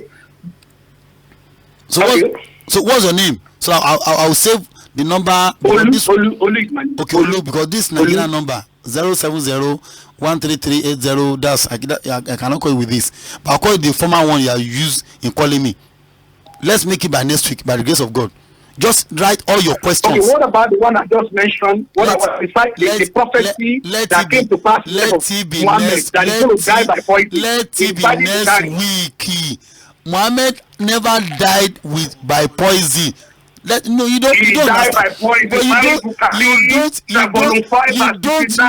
don't know. Let a learned person come in. I said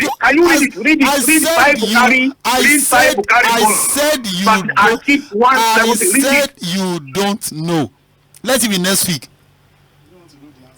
Let it be next. I'll explain. I've explained Zaid and Zainab to you. I'll explain how it happens to you as well. Don't worry. Let it be next week.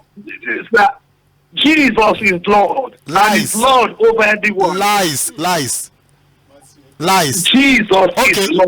It's not a matter of time. Everybody will know. It's a matter of time. Everybody will realize it. It's a matter of time. I'm coming. Can you please explain Mark chapter 12? If Jesus is Lord, verse 29. Jesus said, "The Lord our God is only one Lord." Who is the Lord there? Is it Jesus or God? No. We only have one God. Now, we have one God.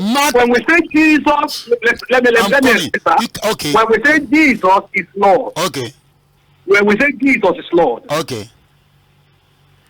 We are not saying that we have two gods. Every Christian believes that we have one God. Okay. But He came in the flesh. So I should have loved to have. We don't have two gods. Now, can you please read? Do you have a Bible there? Just I have two verses. Bible, why not? Now check 2 Samuel. Open 2 Samuel. 2 Samuel, yes. Chapter 32 verse 22 verse 32. Chapter 22. 2 Samuel what? Chapter 22 verse 32. Samuel chapter 22. Verse 32. Verse what? 32. 32. 3:2. Yeah. Okay. For who is God? Save the Lord. Who is the rock? Save our God. Now, what does that imply to you? Who is God? What's the problem here? Who, interpret. Who is God? Says the I don't say the Lord. problem in this verse. Who is God? Save the Lord. What does that interpret Who to you? is the rock? Save our God. What's the problem here? Now, the Bible said. Let's read from 31. Let's read from 31. Because we can't pick and I know you are confused. Read. It says, as for God, His way is perfect. The word of is tried. Okay. And it is a bunker to all that trust Him. Okay. The Quran did not say that Jesus is the word of God. Did not say that to you. We are coming by next week. Leave Quran for now. Let's iron out this. The Quran did not say Jesus is the word of God. I said leave Quran out of this issue now. The master of Quran will be brought on air. The Quran said that? I said leave Quran. I will not answer that. Okay, you said the word of God is tried. I said Jesus is the word of God. Let us meet by next week. Let's iron out the Lord. I can't hear you, sir. I can't hear you. You said Jesus is Lord. I'm not putting you to you. Yes, Jesus is Lord. In your Bible, the Bible said, who is Lord if not God the Almighty? Is God Jesus or is Jesus God? Jesus is God. Why? Okay, let me ask a question. Okay, what makes Jesus not to be God to you? What makes Jesus not to be God to you? What makes Jesus not to be God to you? Jesus is now God to you now. It's not Lord any longer. I can't hear you, sir. I can't hear you anymore. You said Jesus is God. You are not changing your statement.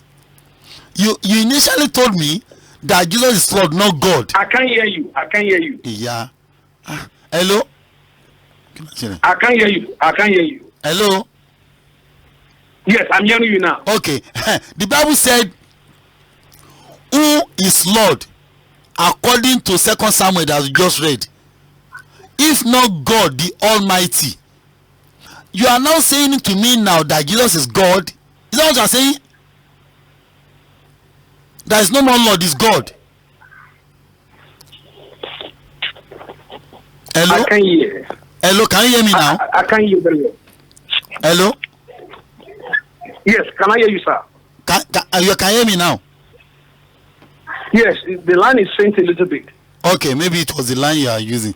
I said, the Bible said, according to 2 Samuel you've just read, that who is Lord? That's the question in that 2 Samuel. If not God the Almighty. And now saying that is Jesus God? Jesus is God. Why not? What makes not to be God? But meanwhile, you said earlier that Jesus is not God, but is Lord. No. I said Jesus. No. I said Jesus is God, not only Lord. He's God and the Lord over everything. Okay, can you just not only that he's God, he's God. Jesus is God himself. Okay, thank you. Can you just explain Mark chapter 12, verse 29? Mark chapter what? Mark 12, verse 29. Okay, Mark 12. Okay, let me ask you a question before I go there. What makes Jesus not to be God? You are talking in perspective of Quran. What makes Jesus not to be God? Let the Bible tells you. I'm not the one. I'm not the one to tell you that. Let the Bible tells you. What makes Jesus not to be God? The Bible will tell. The Jesus himself will tell you your Bible. This line is. I can't hear you, sir. Can I call you back? I can't hear you. The Bible. Hello, can you hear me now? Hello.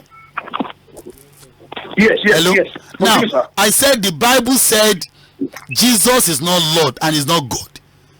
Don't ask me that question. I said read Mark chapter 12 verse 29. Mark 12, 29, and you interpret if Jesus is God or Lord. Not only that Jesus is Lord, Jesus is God. That's why I said read Mark chapter 12 verse 29. Let's hear what Jesus said.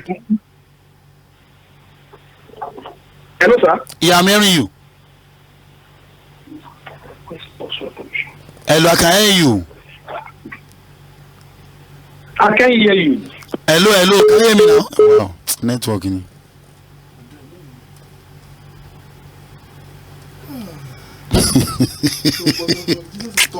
I like humanity. No, we are still.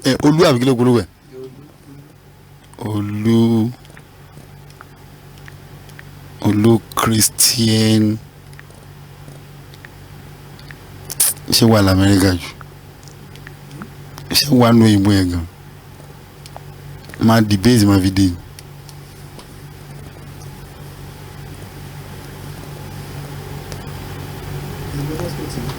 Mo ti wá.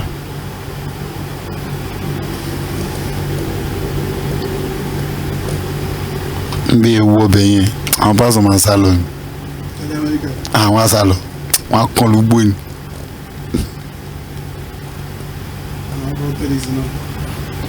Yẹn sure one word on there is. I'm still expecting Mr. Olu to call back. WhatsApp. Jen, we should go to no WhatsApp.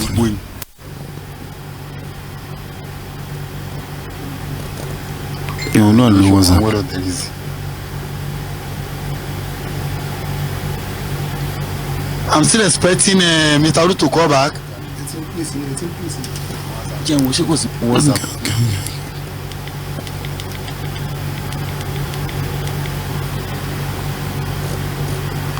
You want to know WhatsApp?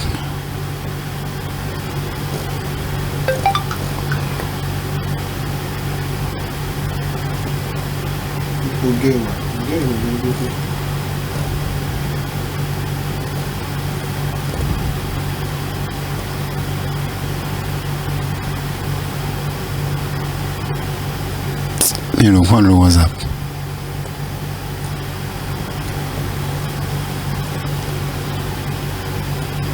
Amen. Okay, let me do this way.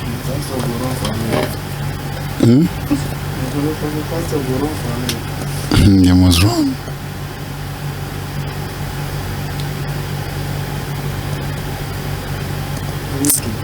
What's wrong? What's up?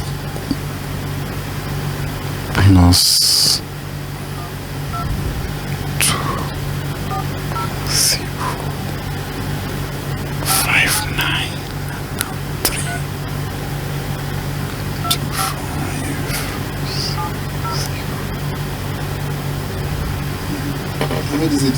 5 Eribo mi kiri yo ni wallahi pastor ni pastor FESTUS AKINDELE FESTUS AKINDELE wà bẹ̀rẹ̀ mi.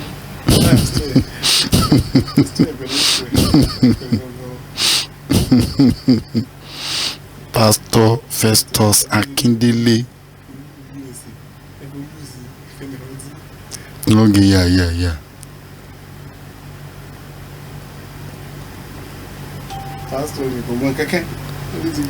Pastor FESTUS AKINDELE. Okay, no problem.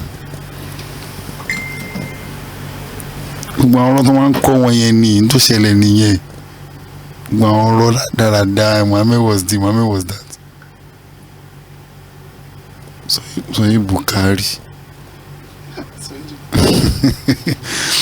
I think I need to go by now because I'm expecting Pastor Olu to call back. Because I think his real name is Pastor FESTUS AKINDELE. Yeah.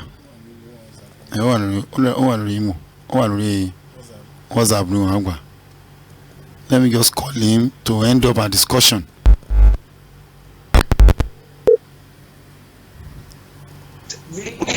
Hello. I think we need to run. Hello. No, yes. If you can talk to me now. Now, I'm trying to call you with a phone number, that's why. Now, okay, you said you read Matthew what? Mark chapter 15, verse 29, Mark 12, okay, sorry. I can hear you clearly on Mark, WhatsApp now. yeah, Okay. Mark 12. Mark 12.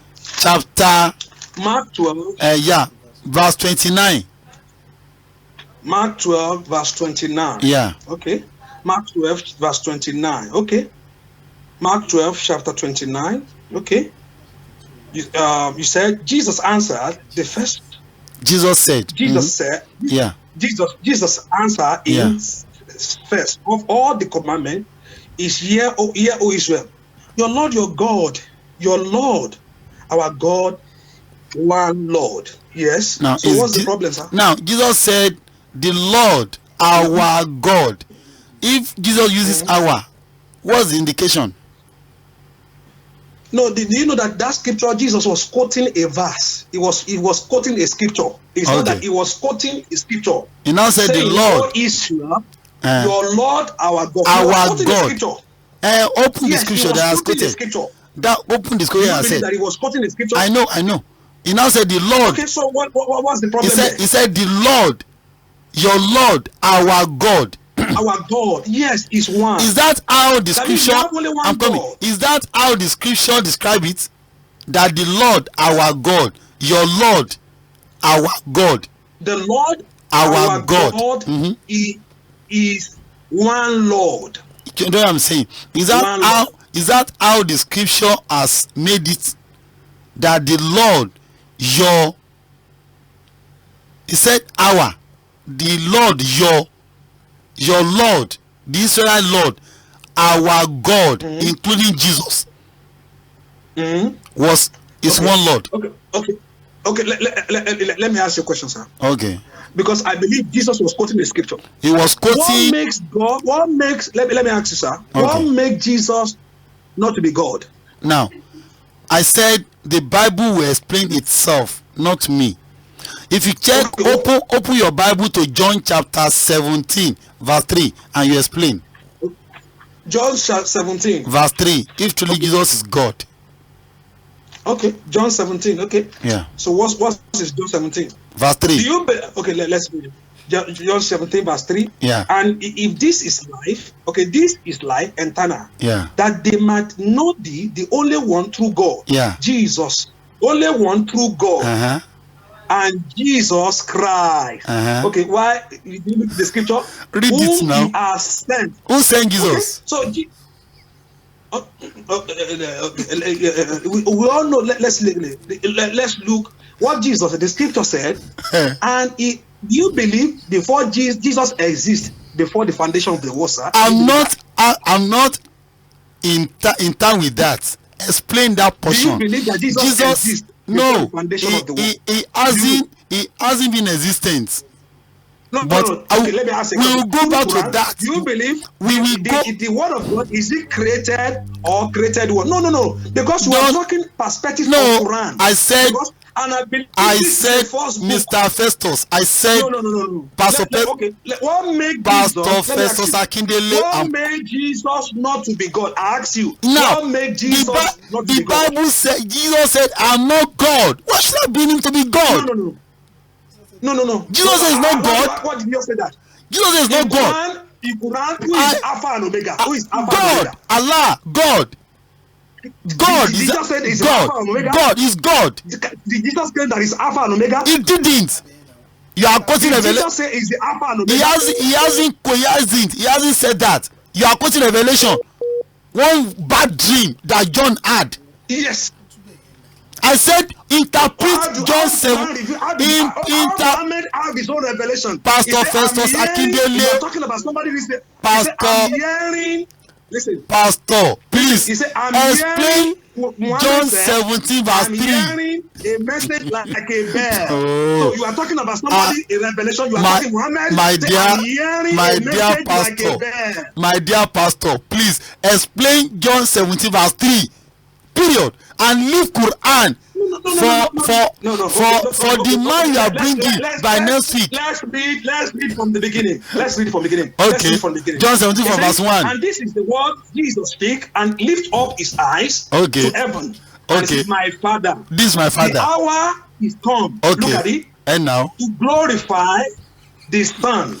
Okay. That the Son also glorify thee. Okay. Look at it. Two persons. If Jesus is not, let me talk, sir. Can you give me a chance to explain? I'm hearing you. Okay. If Jesus is not God, how can Jesus glorify the Father? Jesus said, it's time for Son to glorify him, so he can glorify. It's interchange. I will glorify me, and I will glorify you. Out there in the world, God can glorify somebody if it's ordinary man. Okay, let's go for that. As he has been given his power over all his flesh, as that has given him power over flesh. Who can have flesh? Who can have power over flesh? Can ordinary man? Can Muhammad have power over flesh? It's only God can have power over flesh. Jesus said this, that he has power over flesh. Let's go for that. That you should give eternal life to who give eternal life. It's not only Jesus who is talking there. Why? Let me ask you a question, sir. Why are you serving the Lord? What's the purpose of we being a Muslim or a Christian? I cannot answer your question until you are able to through with John 17:3. No. I'm explaining to you. You are just misquoting. You are just speaking a point out of it. I said, who can give eternal life? Me, I'm not. It is God alone. God. Can Jesus give eternal life? No, he can't. Jesus did not say it. He can give eternal life. He didn't. You don't understand what he was saying. That's why I said, bring a superior pastor to me. You are too low. You are too low for my standard. Let me have a superior pastor. So let's make it by next week. Explain John 17 verse 3. Common thing. Jesus said, this is eternal life, that they might know thee as only through God, and Jesus, a messenger. You are now parabolating.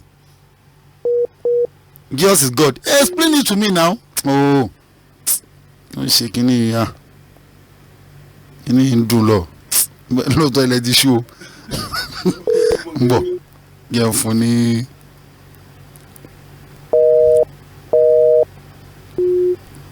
Very funny video call ni.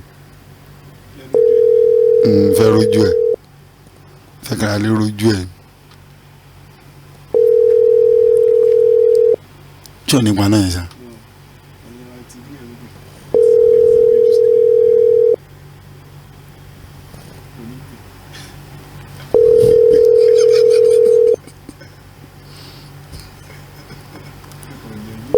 I'm using a video call so that they know who are you. He didn't pick. Okay, can't talk now. Okay. Hello, video call. Hello. Yes, sir. I'm hearing you. I said, explain John 17 verse 3 to should have qualified Jesus to be God. That's just it. No. Okay. What makes Jesus not to be God, sir? I've explained to you times in that number. Jesus said, I am not God. What are you asking me? How did he say that? He Look said, at verse 3. he said declared in verse 3. He Uh-huh. said, and this is life internal, that they may know thee. Thee. Look at it. Thee. That only true God Thank you. and Christ Jesus and Christ Jesus. Make it two entities. So what's the problem there? You didn't finish it now. And Jesus, a messenger. And Christ, whom they have sent. Now, the question is, Let me explain. Let me explain to you. Let me say one thing. I'm listening. Let me say one thing. Okay. The word of God, let me ask you, the word of God, is it created or not created? I said, you see, all those questions will be answered when I have a superior pastor. Or not created? I will not answer that question until you are able to explain. No. You can't answer that. You cannot. Is it the word of God? Is it created Pastor, or not created? Thank you, Pastor Festus. You see, no. Say is it the word of God created or not created? I will say it now. Now, do you want to? I'm coming now. You want a primary school boy to understand a secondary school level or a university graduate? No. It's very clear. A professor will teach. A professor will teach a primary school.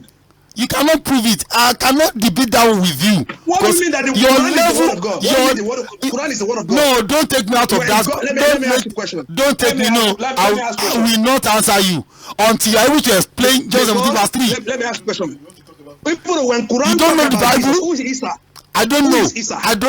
Explain John 17:3. That's what I'm explaining. I know answer you. How is Jesus God in John 17 verse 3? Explain. You are going to Quran. Okay. You don't even know your Bible. You are going to Quran. No. Because I will go to Quran because your understanding comes from Quran. Explain John 17 verse 3. Of Quran. I don't. You are. Open your Bible. What makes Jesus not to be God? What makes Jesus? Jesus said in John 7, if you cannot understand that or explain that, in John chapter 14 verse 28, open and read and you explain. You don't know. John 14 verse 28. John 14 verse 28. You are just quoting scripture. Read now and you interpret. John 14 what? 28. Okay. John 14. Yeah, I'm here. Yeah. How I said unto you, I will go away and come unto you. Okay. If you love me, you will rejoice. Because I said, I will go to my Father. Okay. For my Father is greater than I. Who is greater? Okay. Jesus or Father? Okay, let me finish that. Okay. When we talk about let me say this. I'm listening. When Jesus is in the flesh. Okay. No. My Father is greater than I. Is not mean that Jesus is denouncing his deity. Me, I don't know. Okay. When Jesus, that's why I asked you that is Jesus Christ the Word of God? Do you believe Jesus Christ is the Word of God? Explain that one first. Don't deviate. I will explain. Answer me. Do you believe that? Don't do that. Do you believe that Jesus is the Word of God? Why should I believe that when you are telling me that Jesus is God? No. Word of God. Do you believe Jesus is the Word of God? Do you know what I'm saying? Leave Quran out of this content. You don't understand the Bible. Don't go to Quran. I said you don't because you cannot even explain your Bible. Jesus said, "My Father." No. Because you are running away from your Quran because you know it's a mess. You've told me. Let me remind you. Let me remind you. Wait, Pastor Festus Akindele, you said earlier that you are bringing a superior pastor that will debate me on Quran. So you don't have anything about Quran. You don't know. So why will I waste my time on you? No, don't worry. I can't waste my time on Quran with you. Open your Bible. No, why not? You don't know. You don't know the Bible, the Quran. Why not? No, that's why you suggested know, a superior pastor. The Quran is a fallacy. Me, I don't know. I don't know. Me, I will not discuss the Quran with you. You said to me openly that you are going to bring a superior pastor. No. Let's go to Quran. You don't know the Quran. Let a superior pastor come in. Me, I will not ask you. No. I need a superior pastor. No. You don't need this. I myself I can debate you on the word of God. Why do you suggest a superior pastor initially? If you are capable. Even though this is not I'm talking because you don't know. Can I explain to you? Yeah, you try his number, he's not picking. Can I explain to you? I explain. No. Don't make it like it's a joke. That's what you said now. I'm putting you. Because you are a pastor. Can I explain? Explain. Can I explain to you? Explain. Can I explain? Okay. John 14:28. Okay, because let me explain. Let me explain better to you. Reason I'm calling the other guy is because you will say that I don't know Arabic, because the person knows in Arabic to explain better. That's why I'm calling him. I'm not calling him running away from the word of God. I'm calling the guy because he's more into Arabic. In fact, I will enjoy. So that's what I want to. On the other line, I'm telling you this, so you can understand. So you can use the logic of Arabic on this. Thank you. I will enjoy that because you see, the Quran initially was Arabic text. It was true translations in English and Yoruba that were able to read it. Let the guy that understood the original language comes in, not you. Let's read the Bible that has no Hebrew text. No. Let's go to Quran. Don't run away from Quran. The Quran is a mess. You've not understand your Bible. You are going to Quran. Explain John 17 verse 3. You are unable. Explain John 14 verse 28. You are unable. You cannot explain. Now go to Quran. You don't know your Bible. You are quoting the Quran. If I didn't know my Quran, I will not go to Bible, because I will mess up. I mess the whole thing up because I understand my Quran to the highest level. Then I'm able to dabble into the Bible and explain to you. In your Bible, you don't know. You are telling me the Quran. By next week, please, because I want to be off now. I think I've tried. By next week, Pastor FESTUS Akindele, I'll call you. By next week, just make sure you've gotten that superior pastor around you. Then we will be able to discuss. Or now, not discuss with you. Hello. Okay. You see, let's make it a day by next week on Wednesday, because in Nigeria now, no. I'm coming. This is after 12. This after. I have another program tomorrow.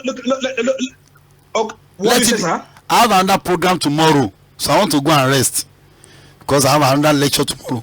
So let it be. I will let you go. By next week. I know you are quoting by next week. Out of context. I know. Let me finish this one. Look at that John chapter 1 verse 34 that you quote.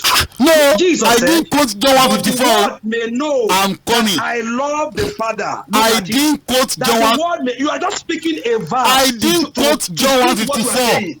I didn't quote John 1:54. Go to 34. You said what? John 14:34. Me. Go to that John 14:34. I quoted John 14:28. 31. Go to 31. Read. You are just picking one of them. Let's read the. Okay, look at it.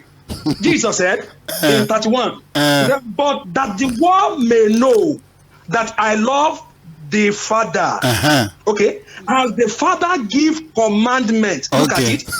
As the Father give commandment. Who is the Father? Even so, I do. Who is the Father? Ordinary man give commandment. Who is the Father?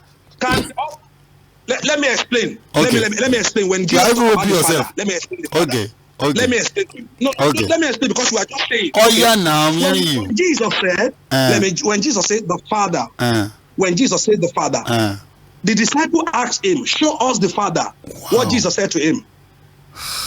He said, I've been with you. Yeah. You don't know that I am the Father. When you see me, you see the Father. Yes. Pastor Festus Yes. Akindele, a pastor explaining like this. Am I lying? I'm disappointed in you. Why? Eh? What do you mean? You mean you don't even understand simple logic? When they are asking Jesus, No, thank don't you. use it like that. I don't I'm coming. understand. I'm coming now. What Jesus said. Now you don't understand. They are asking Jesus, show us the Father. Yes. The Jesus even said, if you have seen, you seen the Father, because I and my Father are one. That's John chapter 10 verse 30. Are you one with God? Let me explain to you. I am one with God.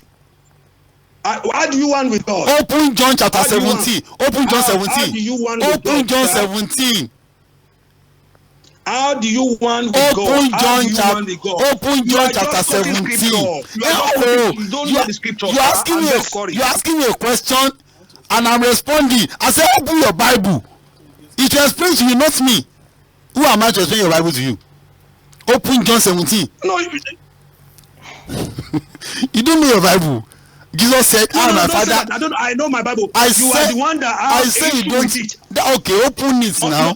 No, you are the one that have issue with the Bible. You don't know the scripture. You are just quoting scripture out of context. Listen very well. Let me tell you. It's just a matter of time. Let me tell you one thing. Listen very well.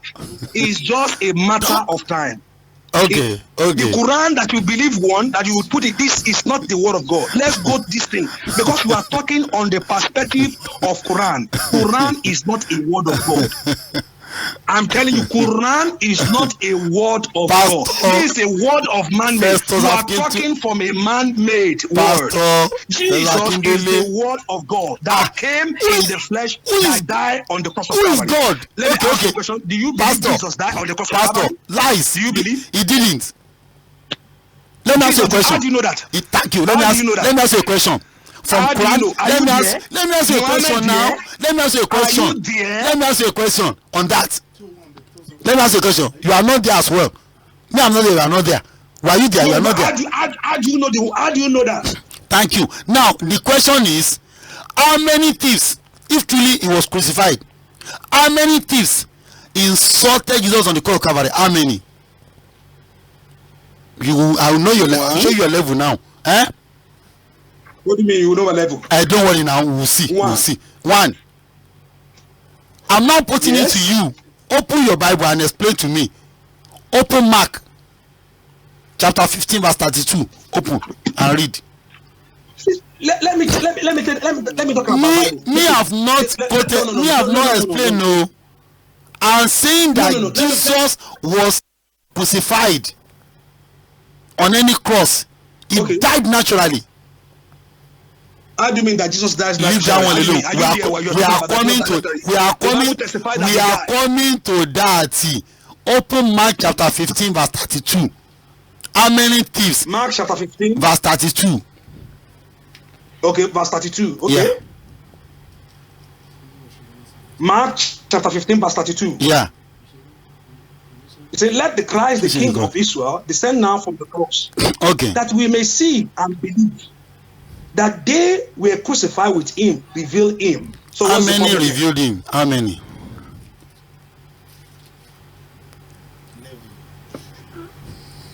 Say, were crucified with him, revealed how him. Many so revealed? What do you mean that how many revealed him? Revealed means what? Revealed that people that talks about him. What are you saying? What are you reading? Pastor, read it again now. No. It's how many revealed him? How many? Nobody. How many thieves revealed him? How many thieves? Is it 2 or 1? According to you, you said 1. No, the Bible talks about 2 people. The Bible talks about 2 people was crucified with him. Is that 2 people? How many people? Yeah. How many of them revealed him? Is it 1 or 2? That's my question. Is one that talks about him. What you read there, is it 1 or 2? So we were revealed with him. 2 people were revealed with him. So what? No. Read it again. No. You are mixing it up. Christ, the King of Israel, descend from the cross that we may see and believe that they were crucified that were revealed in. Yes. Now let me read from Good News. He's talking about the story of two wait people. Now. Let me explain the scripture. Don't explain. Let me read first. Let me explain the scripture. Let me read. The Bible. I'm coming, Pastor Akindele. Do you want me to explain myself? Don't explain. Do you want me to explain myself? Let me read first. Do you want me to explain myself? Let me read. Do you want me to explain? Pastor Akindele, let me read. I'm quoting from Good News. Where you read was in King James, and you don't understand the English revealed. Not revealed, revived. They insulted him. Look at what he said. He said, let us see the Messiah, the King of Israel, come down from the cross now, and will believe in him. And the two thieves who were crucified. Hello? I'm hearing you, sir. I said, let me read Mark 15 verse 32 that quoted. He said, let us see the Messiah, the King of Israel, come down from the cross now. We will believe in him. And the two who were crucified with Jesus insulted him also. The two thieves insulted you, not one, as you said. Mark 15:32. Which one do I believe? Okay. Which one do I believe? Not okay. Which one do I believe? You said one. The Bible said two. No, do I believe you or the Bible? No. Let me when you talk about scripture, the scripture, every one of them was talking of the perspective of the story. Yeah. So, no. Pastor, don't say that again. Don't say that. Don't do that. Don't do that. I will do that. Why not? You are cool. Because you want to tell me the Bible is a story book. The scripture, the scripture is not like a Quran dictating like the word of God. No. Excellent. The scripture is not dictating like Quran, like what say Jubri, say to Allah, say to Muhammad. Excellent. That's not the word of God. That's good. Our scripture is eyewitnesses. No. Yes. Let me tell you one thing. Like Punch, let's go to Surah. Leave Surah alone. Let's conclude this one. Go to Surah chapter 55. Leave that one alone. Do something to you. Don't prove anything to me. Let's conclude this one. Chapter 50, you cannot run away from here. I will not allow you. No. How many thieves insulted Jesus? Explain yourself. No. Explain yourself. Look at it. That's what I've told you down on. That let me have a superior pastor that you've introduced to me. You can't debate me. Your level is. I don't know. No. You cannot answer my question. Even though you have never given answer to what my question was, you are just making this. Which of your question? You have never released answer on your Quran. Even though you cannot explain your Quran. You've told me that you don't understand Quran. That you be a superior pastor. I never said that to you. I never said Pastor that to Akindele. you. I never. Don't worry. Don't lie on that, sir. You watch the video later now. You watch the video later. You play back. Play it back. You play back. Said that to you. That's what you said. I never. Okay, why are you not connecting the man now that he is not even available? Don't deviate. I never said how many thieves insulted Jesus on the cross of Calvary? I never said that to you. Let's don't act like how many thieves insulted Jesus. And now I'm asking a question. The Bible talk about one insulted him. So what's the problem? The other one, God has said two. The other one said two now. You've read it. You read two, not one. No. You read it now. Both of them. Look at it. Both of them were talking. Both of them were talking. Okay. Both of them. Okay. How many you believe that crucified? How many the thief that you believe that is on the cross with Jesus? There were two now. Thief that you believe. One. There were two. What's the problem there, sir? Thank you. Okay, the Bible now said, let us see the Messiah, the King of Israel, come down from the cross now. I will believe in him. And the two thieves that were crucified with Jesus insulted him also. The two insulted him, not one. What are you saying? Okay. No. What you are trying to explain is that not only the thief that insulted him, the Romans also did that. Insulted him. It was clearly written the here. Romans also insulted him. The Romans also insulted him. So not only those people. Thank you. I'm not aware of the Roman insults. The Bible said, and the Romans were insulted him. Okay, and the Roman part of the Jew. Why did they put on him? If you are the king of the Jews, save yourself. Not only those people insulted him. And then no. Pastor Akindele, I'm very sorry what you are saying. If you know you that, are just fabricating things. I'm telling you, I agree. You are fabricating I know things. you are low now. Fabricating things. You are too low now. Not only that, the chief, the Romans insulted him too. Let me take you back to Surah. I'm coming. Wait now. I will not go to any surah. You don't know the Quran. I will not read. You don't understand. I will not go to surah. Bring me your superior pastor. You don't understand Arabic now. You don't know the Arabic. You don't know. Let a superior pastor that know. Let him come. And now, see your trick. Let him come. See your trick. That's why I said I want to put the man under line. So when I'm telling you this, you can't say anything. I will not say anything. Because you can't say anything. You say I don't know Arabic. We had an agreement. I want to put the man under line. So when I'm explaining to you, you can't go. You can't run away from it. Go to Surah chapter 5, I will not verse go. 1 to 71. Me, I will not go. Go to Surah chapter 1, verse 71. I will not go. I need a superior pastor. You don't understand Arabic. This is not a pastor. Even though, what do you mean? Don't act like you are just lying to people. Agreed. Anyone that listens to Jesus said, Jesus said, if you don't believe in me, John chapter 8, you will die in your sin. You don't know anything. You don't believe in me that I am he, you will die in your sin. It's a matter of time. John 8 verse what? It's just a matter of time. John 8 verse what? Everyone will know this. John 8 verse what? Know this. John 8 verse what? Just know this. It's just a John matter of time. John 8 verse what? If you don't believe, he doesn't know anything. You will die. Show me. Okay, John chapter 8 verse what? You've just quoted. John 8 chapter 23 to 24. Oh yeah, Jesus said you will die in your sin. He said that to you. Read. Believe in him. You will die in your sin. You don't even know Jesus at all.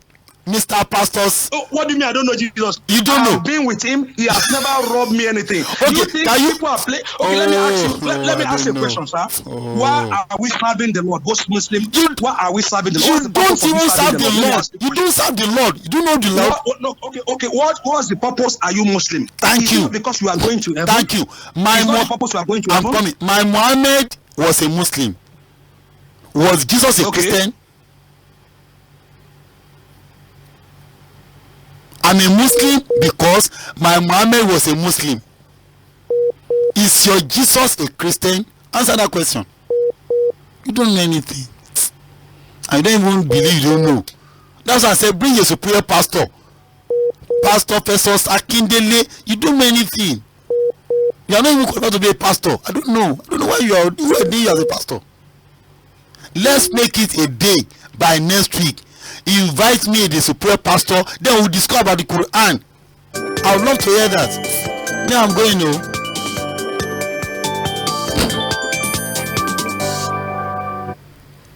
Hello, you know what? Hello. Okay, let's read John chapter 8 and I will close. I will let you go because you have something to do. Now. Just read and let's go. Let's read John chapter 8 verse 23. He said, and Jesus said unto them, ye are from bread. I am from above. He said, I am from above. Muhammad is not above. Allah is not from above. Jesus said, I am from above. Okay. Ye are of this world. Okay. Jesus said, ye are of this world. Okay. I am not of this world. Okay. Look at it. I say therefore unto you that ye shall die in your sin. If you don't believe, not I am he. Who was he? He shall die in sin. Who was he? Brother, sir. Who was he addressing? You better believe in Hey, it. pastor. Hey, pastor, wait. Whom was he addressing? People that have died. I'm coming now.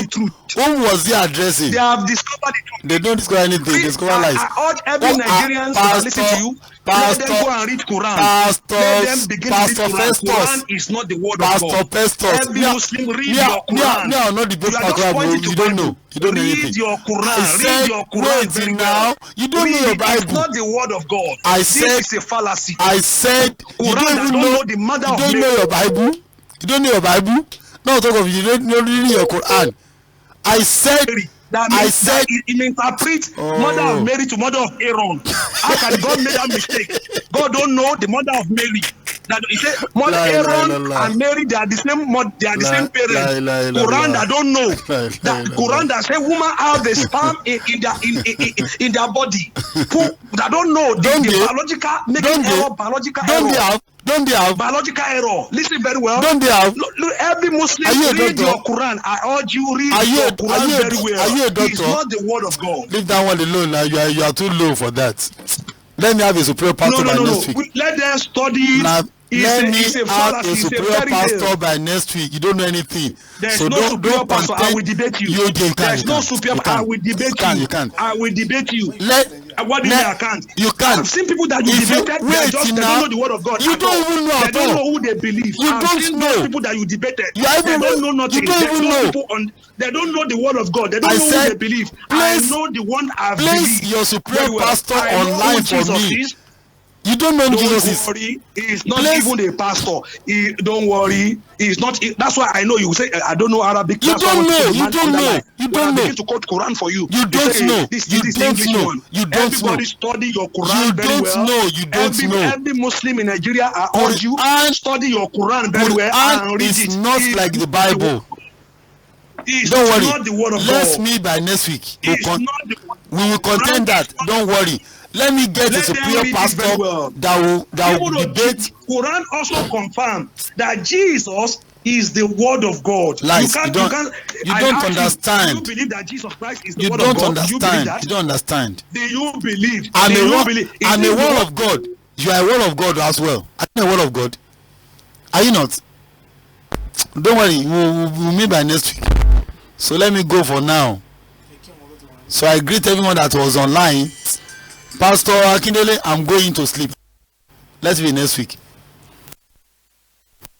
Till we meet next week Tuesday for Yoruba version and Wednesday for English version as well.